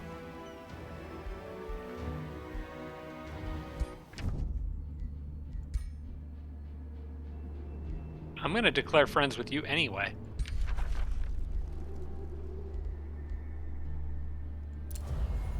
I don't know why it ended mine. I knew he could end his, but... Yeah, we need to be buddies. We need to be buddies. How about you? What if I made a wizard's bond with you? Would that make him happy? Wizard bond. Yeah, and you're willing to just do that. Okay, great. Okay, I got a wizard's bond with Fangir, and Electro Dragon's being weird, but I think we can get on his good side. Maybe I should send him a gift. Yeah, let's send him a gift. Just like a crappy little item, but something I'm not going to use anyway, like that leather armor. That'll get me... it's only 10. I probably need to give him something nicer for it. 10 isn't going to make a difference. Let's see how things shake up going into the next turn. Hopefully me redoing my declaration of friendship will help.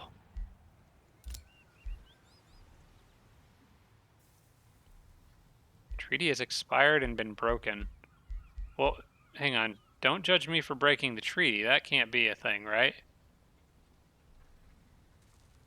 No, I've still got empires that don't make treaties. Yeah, because I didn't break that. That wasn't my fault. I mean, it was maybe my fault for not helping her at all, but...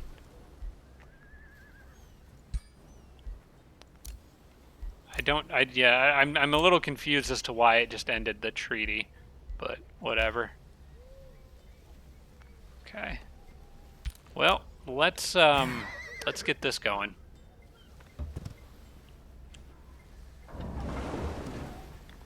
All right, I'm committing to this, and I don't... Okay, that's fine if they want to come fight me, because I've gotten most of their stuff out of the way. If they attack me now, it'll be counted as them sallying out, and then I will be able to get this done that much faster. I do want to make sure this siege goes well. Let me close that and close this. I might go ahead and pick up... I can't do it. It's 200 Imperium. Crap. Okay. Do I want to get this then? I don't want to spend the money on both of those. I'm gonna hold on to my mana. I think we can just get this done with, I'm definitely gonna bring onagers. And I probably want to undermine their walls. I can usually kill the towers pretty easily with my archers. So I'm gonna undermine the walls to make more points that I can get into the city at. Yeah. You're not like Umbral guys or anything, right? No. I was gonna say if they were Umbral, I might have set their walls on fire, but... one thing I could do, though, they probably don't have a Spelljammer. Hang on.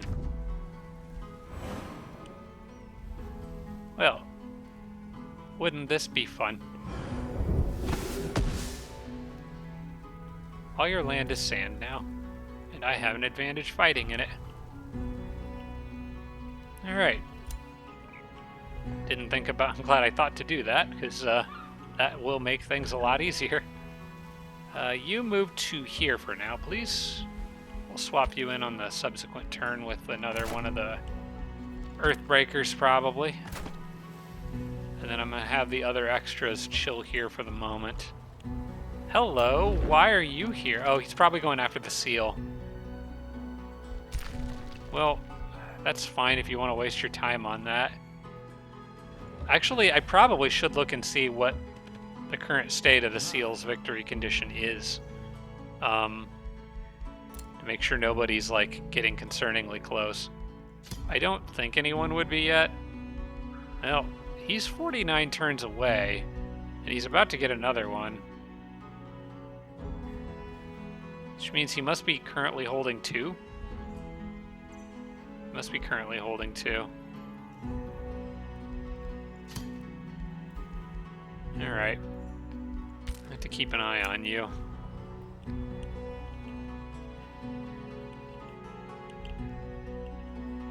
Alright, you I wanted to get back to the surface, so do that. And then I'm probably going to want to get you in the water, sail around the west coast, and just head north.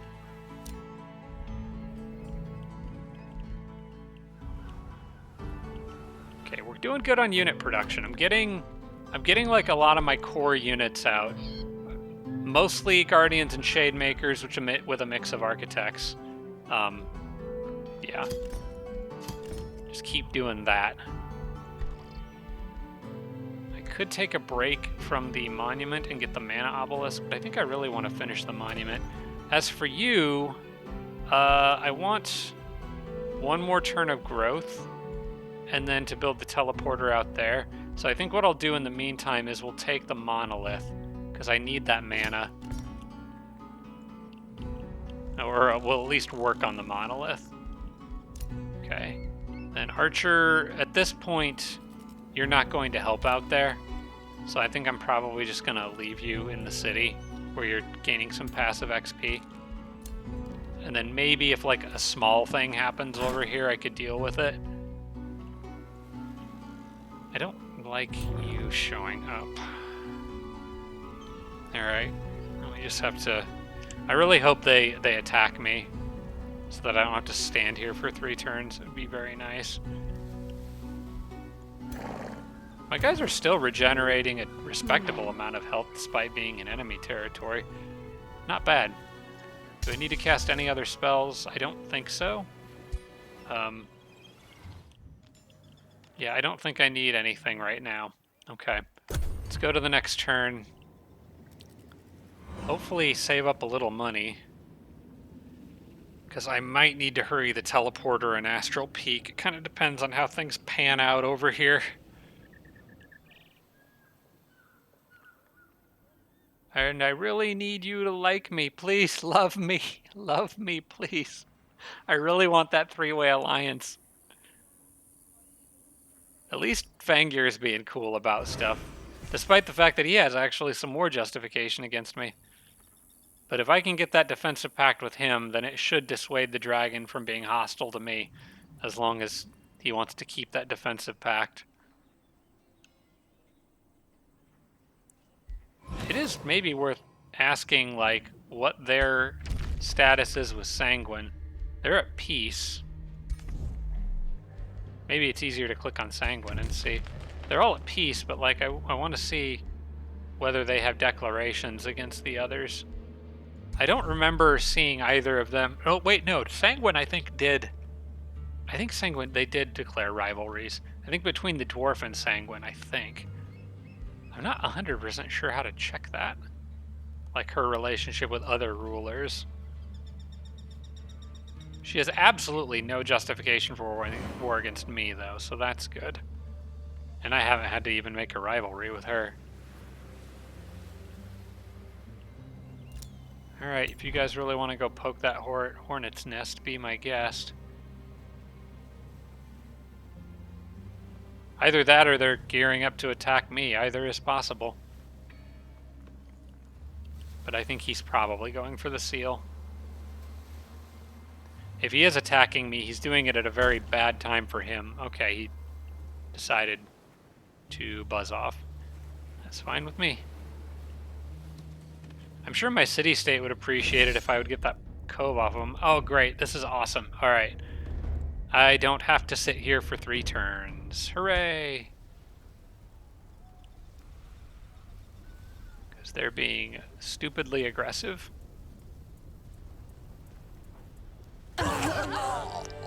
Yeah, we don't need to lose a defender. I'll just do this siege myself. Honestly, this shouldn't be very hard. Do have the catapult towers, but I have found that just rushing them is often the best solution to that problem. So I can just run this guy up here, give it a good blast under its, I guess, resistance. Run you up here, shoot it once.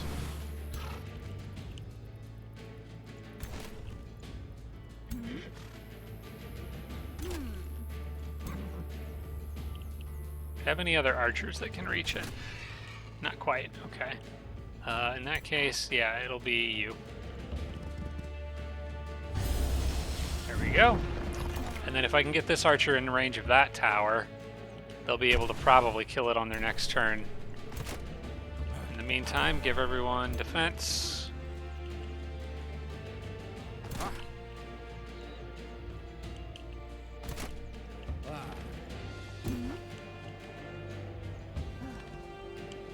And then I want to slide these guys towards the other armies, so I'm going to ignore that catapult over there and try to get everybody moving this way. You won't do much to the towers because you do poison damage. You'll do basically nothing to them. So we'll ignore that and instead focus more on the archers and this guy who can get it from there.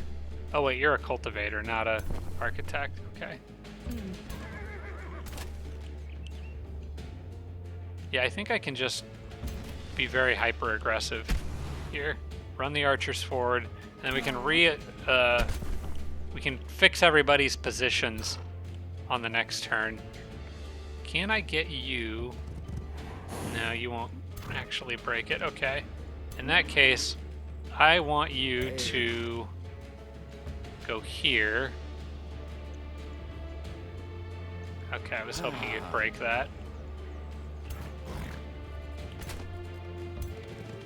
I kind of wanted to shield those archers with this guy, but this thing's in the way. Oh well, we'll shield you at least. And then just get away from that tower. We don't need to mess with it.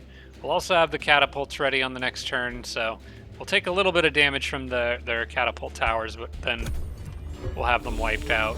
They're only going to get one shot off.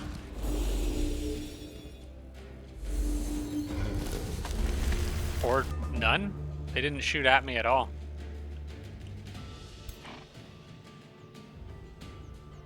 Okay, can't quite reach them.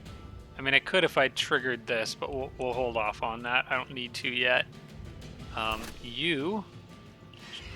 Let's just break that before it causes any trouble. And this archer is over here by himself, so I'm probably going to try to run him down. Can I break the caltraps with this mage? Yes, okay, good. Let's get up there and... Now, doing this aggressive move over here could bite me in the back, but I'm going to try to get her on the wall and run other people through to kind of guard her. But I need to clear some of these caltraps and crap out of the way.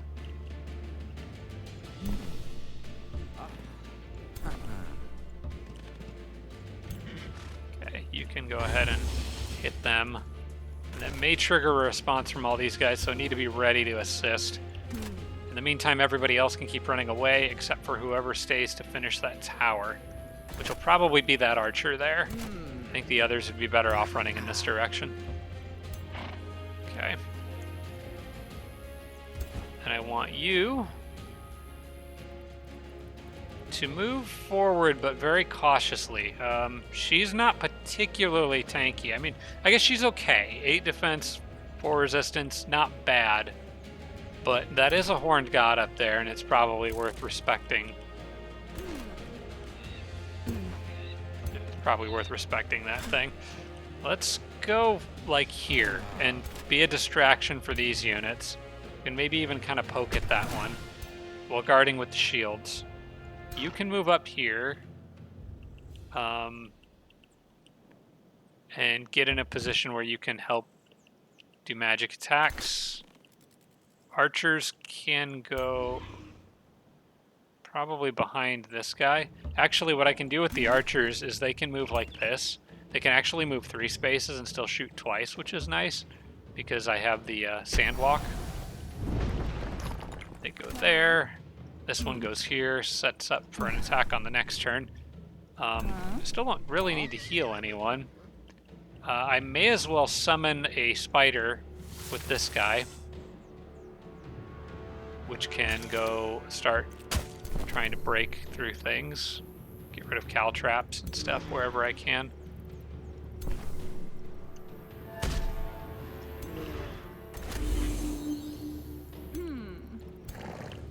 You go as far as you can, followed by those guys. And I do have my catapults, so I can probably just start dumping a few shots into groups wherever I can reach them. This one won't be quite as effective, but I can break. I'll just break all those walls there. It gives me a lot more flexibility to move in this area. Okay, haven't had to cast any spells yet, and I still don't think I need to. So I'll hold off for now. He will probably use his big vine growth thing. And he could hit a lot of units with it, but it won't spawn that many vines in that area. I think it's something that I can clean up. One thing I could do is do Resilient Incarnation here, because that's gonna give my units a lot more defense and resistance for one turn. And this army is most likely the one that's gonna get hit hardest, so I think maybe protecting my heroes. Yeah, I think this is maybe a good place to cast this. Maybe goad him into doing that big attack, but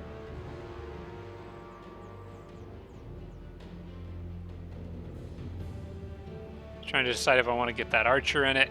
Probably that group in the front with my leader. Yeah. Okay. That works. So that'd be very difficult to hurt on this turn. Oh, the Horn God just moved away. I was hoping he would do his big attack on this turn. Oh, what's going on down here? Okay, they're moving around. Did that archer even bother shooting anybody? What are you doing, man?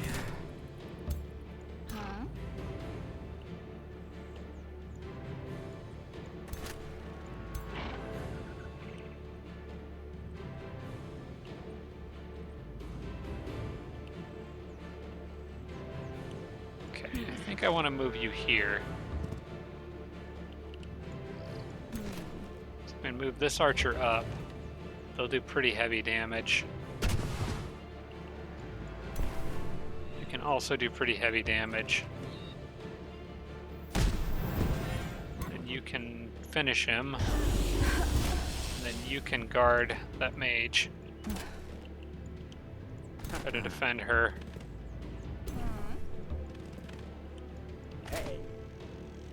Yeah, you're good there too. And then you can lightning bolt somebody. And this guy, my other mage, can start doing his AoE thing. So we'll start with a group sundering. You just need to get rid of caltraps. And then I can just start volleying arrows at these guys. I might even be able to kill that hero. For now, we'll just do this. You can't... Oh wait, you can hit him, but not for a lot of damage. You can hit him for a lot of damage. Okay. What if I moved you up? Can I kill the hero whether or not I do that? That's kind of the question. I don't think so.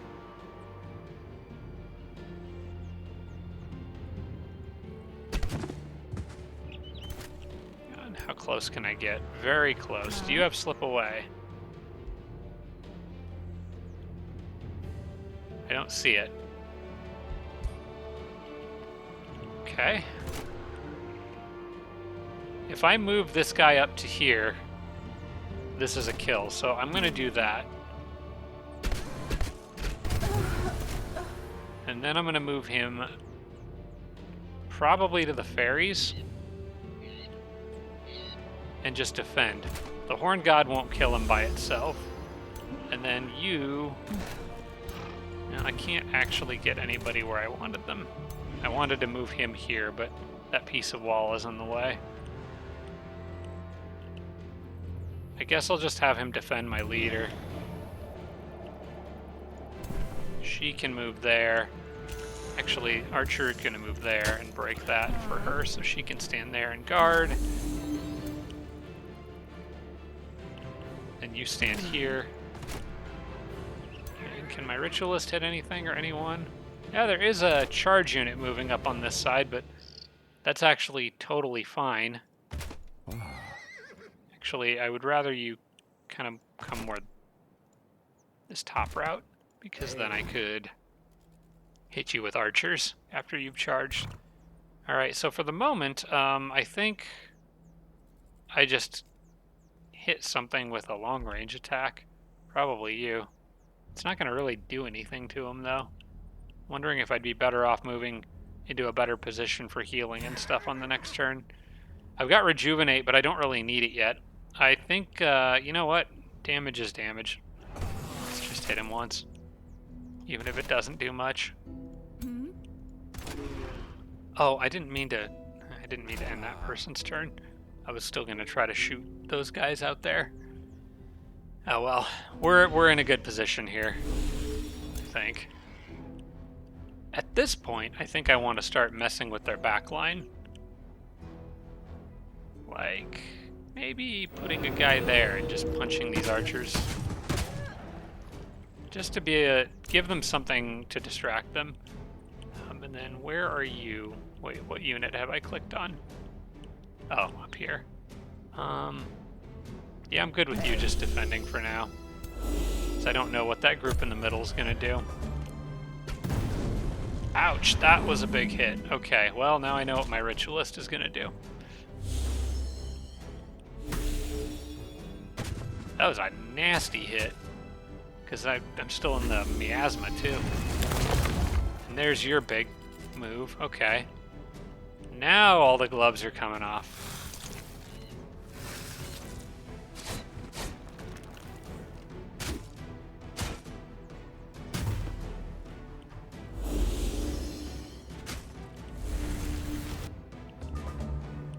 Okay. Well, I know exactly what you need to do. Heal people. What I can do is I could also give a stack of Touch of Grace to somebody. I'm not sure if... I might give that to the spider, actually, and then have it try to jump in and do something aggressive. It's a free summon anyway, and that would just make it that much harder for them to deal with. So, yeah, let's do that. And then let's do Rejuvenate on everybody there.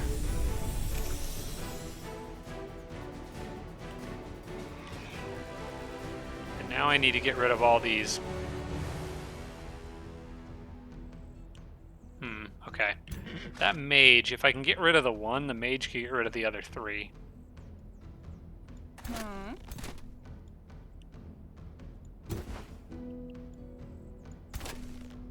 So that's kind of what I'm thinking. The archers can't... Oh, wait, the archers can just clear them out. Okay. Well, that actually is probably a better idea.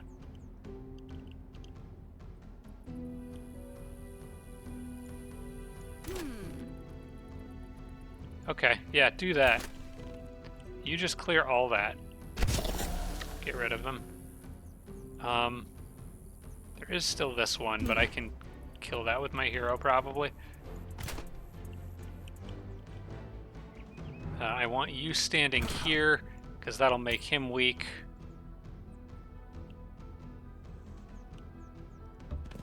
Do I want to circle around, or do I just want the mage to kill him? I think I want the mage to get into the rest of the battle here. So, yeah, do this, because you go into defense mode anyway, even though you're facing the wrong direction. And the archer can finish them off. Then I can move the mage up. Wait, oh, that was my mage. Oops, I thought I had I meant to click the architect. That was a mistake. Fortunately, it shouldn't be a costly one or anything.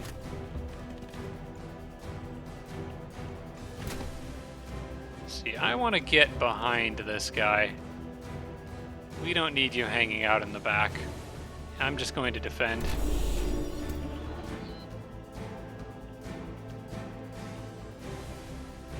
In fact, I'm going to have you kind of do the... Oops, I forgot that thing was down there. I'm lucky it didn't immobilize me. I'm going to have you go here. And then go do this, which will break a bunch of houses. And make you so I could trap you. Matter of fact, I could do it with summoning another one of these guys. Okay, so he's not going to be able to do much. I need to get this thing off of me. Let's just get out of the miasma there and get my leader up to where she can start helping out over here.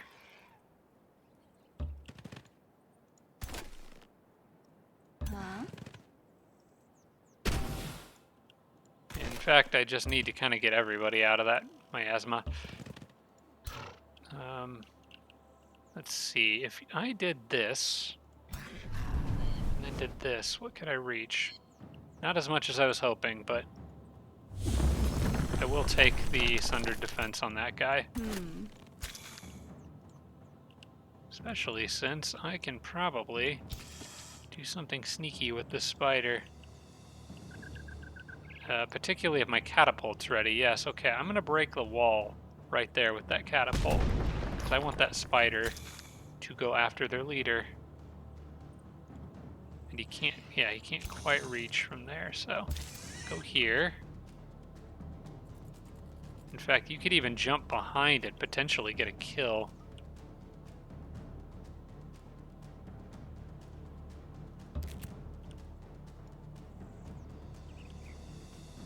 Or do I want you to just do... You know what? I'm just going to go for the kill. We'll be aggressive with the spider. No, it's not going to be enough. Okay. Well, in that case, then I'll probably just go like this. That would leave these guys completely open to attacking him now. Okay, I'll do this. More slowing, more weaken, more poison. So I can't kill him this turn, but I can definitely make him a lot less scary. I do have this little pest to deal with.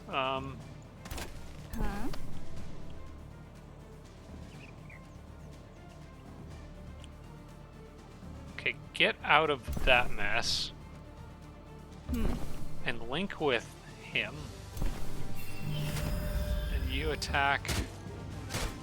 Start working your way through that. They maintain that link. They should be fine.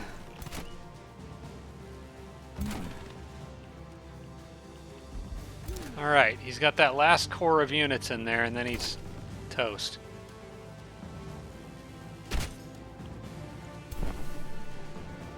That archer could use some help, so I'm going to link up there.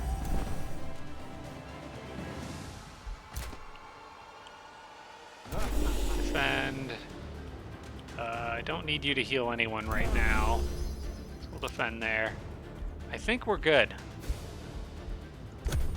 I did have another catapult that could have shot, but I don't think there was much it was going to do.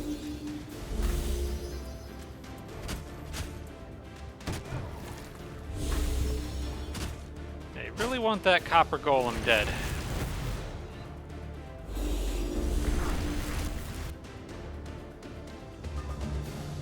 Fortunately, he's tanking like a pro right now. Now I can summon one of these, but I might actually not need to. I think this guy is dead. Yeah, he's... Oh, he is absolutely dead. My leader might want to consider going down here and assisting. Yeah, I think I'm just going to kill him with the my guardian here, because I can. And you can mess them up pretty good.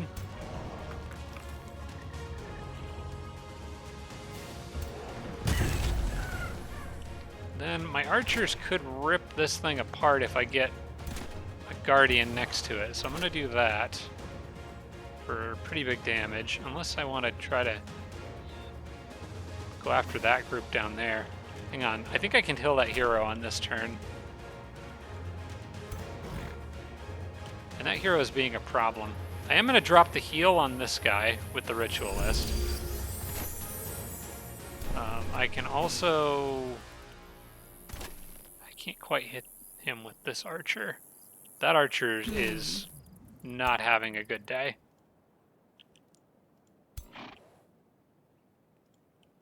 If I spawn another guy behind the hero... There we go, that's the damage I wanted. Okay. Yeah, let's just shoot there. Oh, that ends the battle. I forgot that was their leader. Okay, never mind. City-states are weird because you don't need to actually finish the fight and capture the city. It's like as long as you're sieging the city and the leader dies, it's like everybody gives up. I don't think the AI works that way, like the major AI opponents. Okay, Blightbringer, Hardy Cloak. It's a tier 3 charge and a tier 4 pretty good item.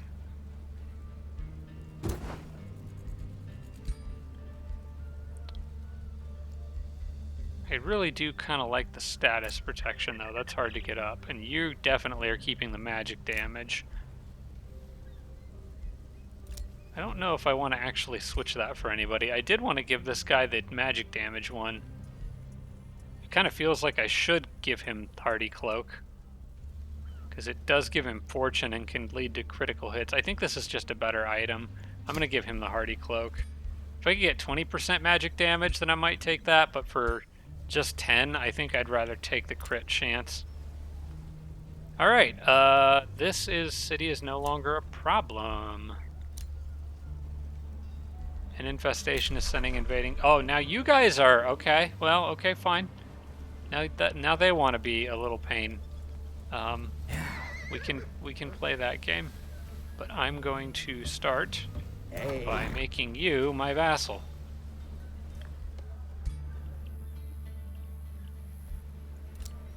And then I'll get Arcanium Ore, which will be nice. Okay, fine. If they want to pick a fight with me, and there's still no movement out here, which, by the way, I can take this province now. Part of me thinks maybe I should take this one, but... yeah. I kind of wanted to build the teleporter here. If that one's available later, I'll take it. If not, I'll buy it with Imperium. I would rather have the teleporter in this spot because it's just more centrally located between everything that I own. It just seems like a better spot to have a teleporter. So I'm going to work on that. There we go. That'll be done in a few turns. I may as well let the monolith finish because it's getting close. And then the extra production will carry over. Then I should have enough mana to hurry the other one in an emergency if I need to. Okay, so I have a guardian in that group, I have a guardian in that group, and I have one in that group. I think I'm going to replace that other charge unit with a guardian. Huh? Yeah. I don't... The charge guys are not that helpful anymore. I want more shield guys. You should go here to heal. In fact, everybody should, except for the army that isn't injured. Which can actually go out a little bit ahead.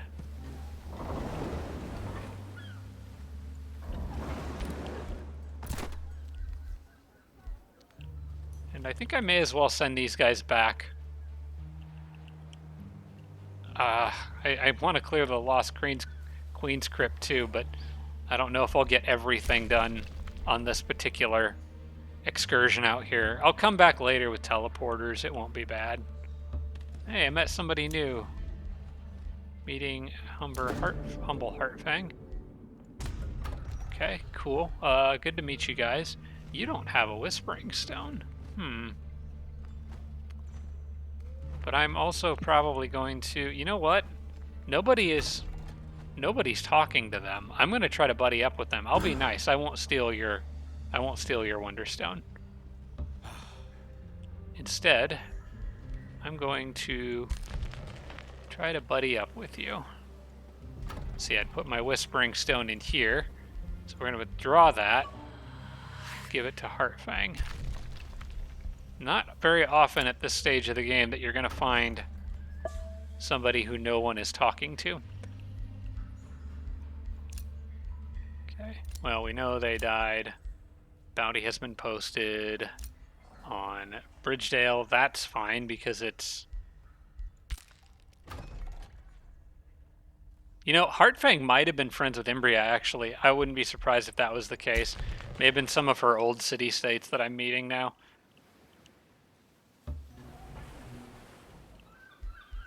Okay, summon Sand Scorpions ready. Let's get another research. Oh good, Mental Mark did show up. It's a pretty easy choice.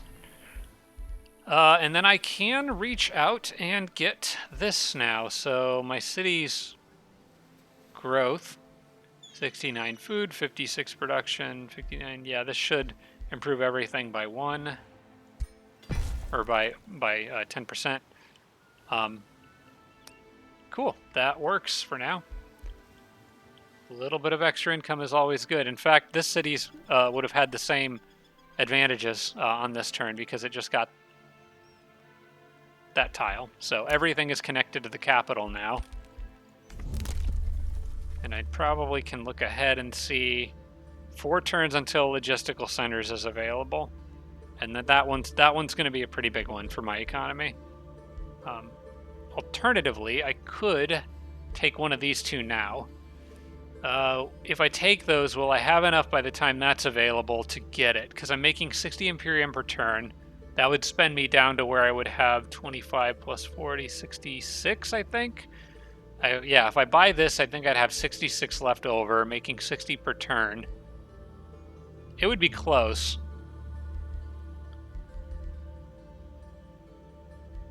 There's also stuff out here that would be nice to have too, and I'm going to be coming up on this one, which is a nice nature ability for keeping status effects from piling up on your units. I normally go with this more defensive one, although I do apply a lot of status effects. Oh no, wait, this one's like makes positive status effects on me last longer, whereas this one makes them less likely to happen over time. If I get one, then it gives me protection against others. I think I'm gonna wait. I'm not gonna get either of these yet because I think some of the other stuff coming up is potentially more useful. So we'll save our Imperium for now. I like getting that stuff that makes my armies better in combat. Like the status protection. That's a pretty big one. Hey, can we talk about a defensive pact yet? You need a certain level of empire. Is that the only reason why we're not cool? What is our relationship? Let's say that 145 indifferent. Okay. We need to, buddy. We need to get that to be better. 100. You said 140. What about open borders? How do you feel about that? We could do open borders. That bumps it up to. Well, it's still at 145. It may go up on the next turn.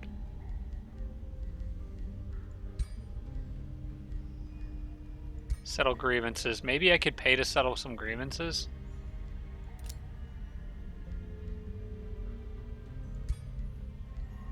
Maybe that would also get the other dragon to warm up to me a little bit.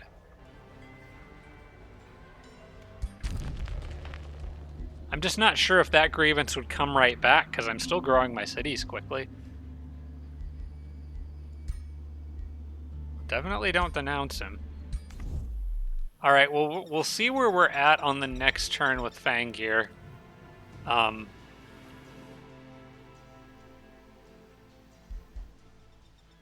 Yeah, I definitely want to try to stay on his good side.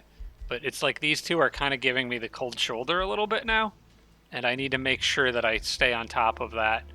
Is there anything else I can do with this guy to make him happier right now? Like maybe if we do more trade? I don't know. Do they care about that? It doesn't seem to affect...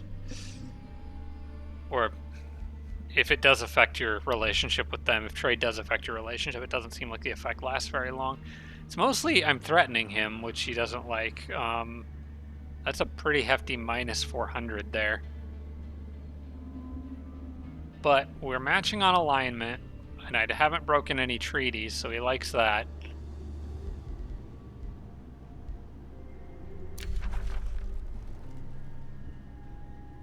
That would get him to positive level with me. I don't know if it's worth the money. I'm gonna play it. I'm gonna hold off on that for now. I should be at least good enough relationship with them to avoid rivalries. And things are improving with Fangir over time. Because we have that Wizard's Bond, which is gonna bring us together. But apparently I'm threatening both of them, so... Sorry, I'm just powerful, but that's just going to be the way it is. Honestly, I think they're probably still stronger than I am. Military-wise, I probably have a weaker military, I would think, at this point. Alright, nothing to cast right now. I think that's the end of this turn. And likely the end of this episode, actually. Yeah, I think now is a good time to wrap this up. Gosh, I think I've been going for almost 3 hours. I need to get going. All right, guys. Well, thank you so much for watching. I hope you have enjoyed this rather eventful episode with 2 AI getting knocked out and the whole political landscape kind of changing fairly quickly. Hopefully I can buddy up with these 2 here and get a solid alliance before these 2, who I think I am inevitably going to end up having to fight at some point. Hopefully not at the same time. before they start giving me problems. So hope this is at least entertaining to watch. Very different kind of series, but I am enjoying this one. I'm having a lot of fun with this game. And I look forward to showing you guys what this build is capable of as you transition more into the mid to late game. So I'm looking forward to that. Thanks for watching, guys. Appreciate you sticking around to the end, and I'll see you next week. Special thanks to all my Patreon supporters, including Tier 3 supporters Dawson Horner, Devin Larson, Niesel, Roderick, and Sarah Feingold. Thanks so much, everybody.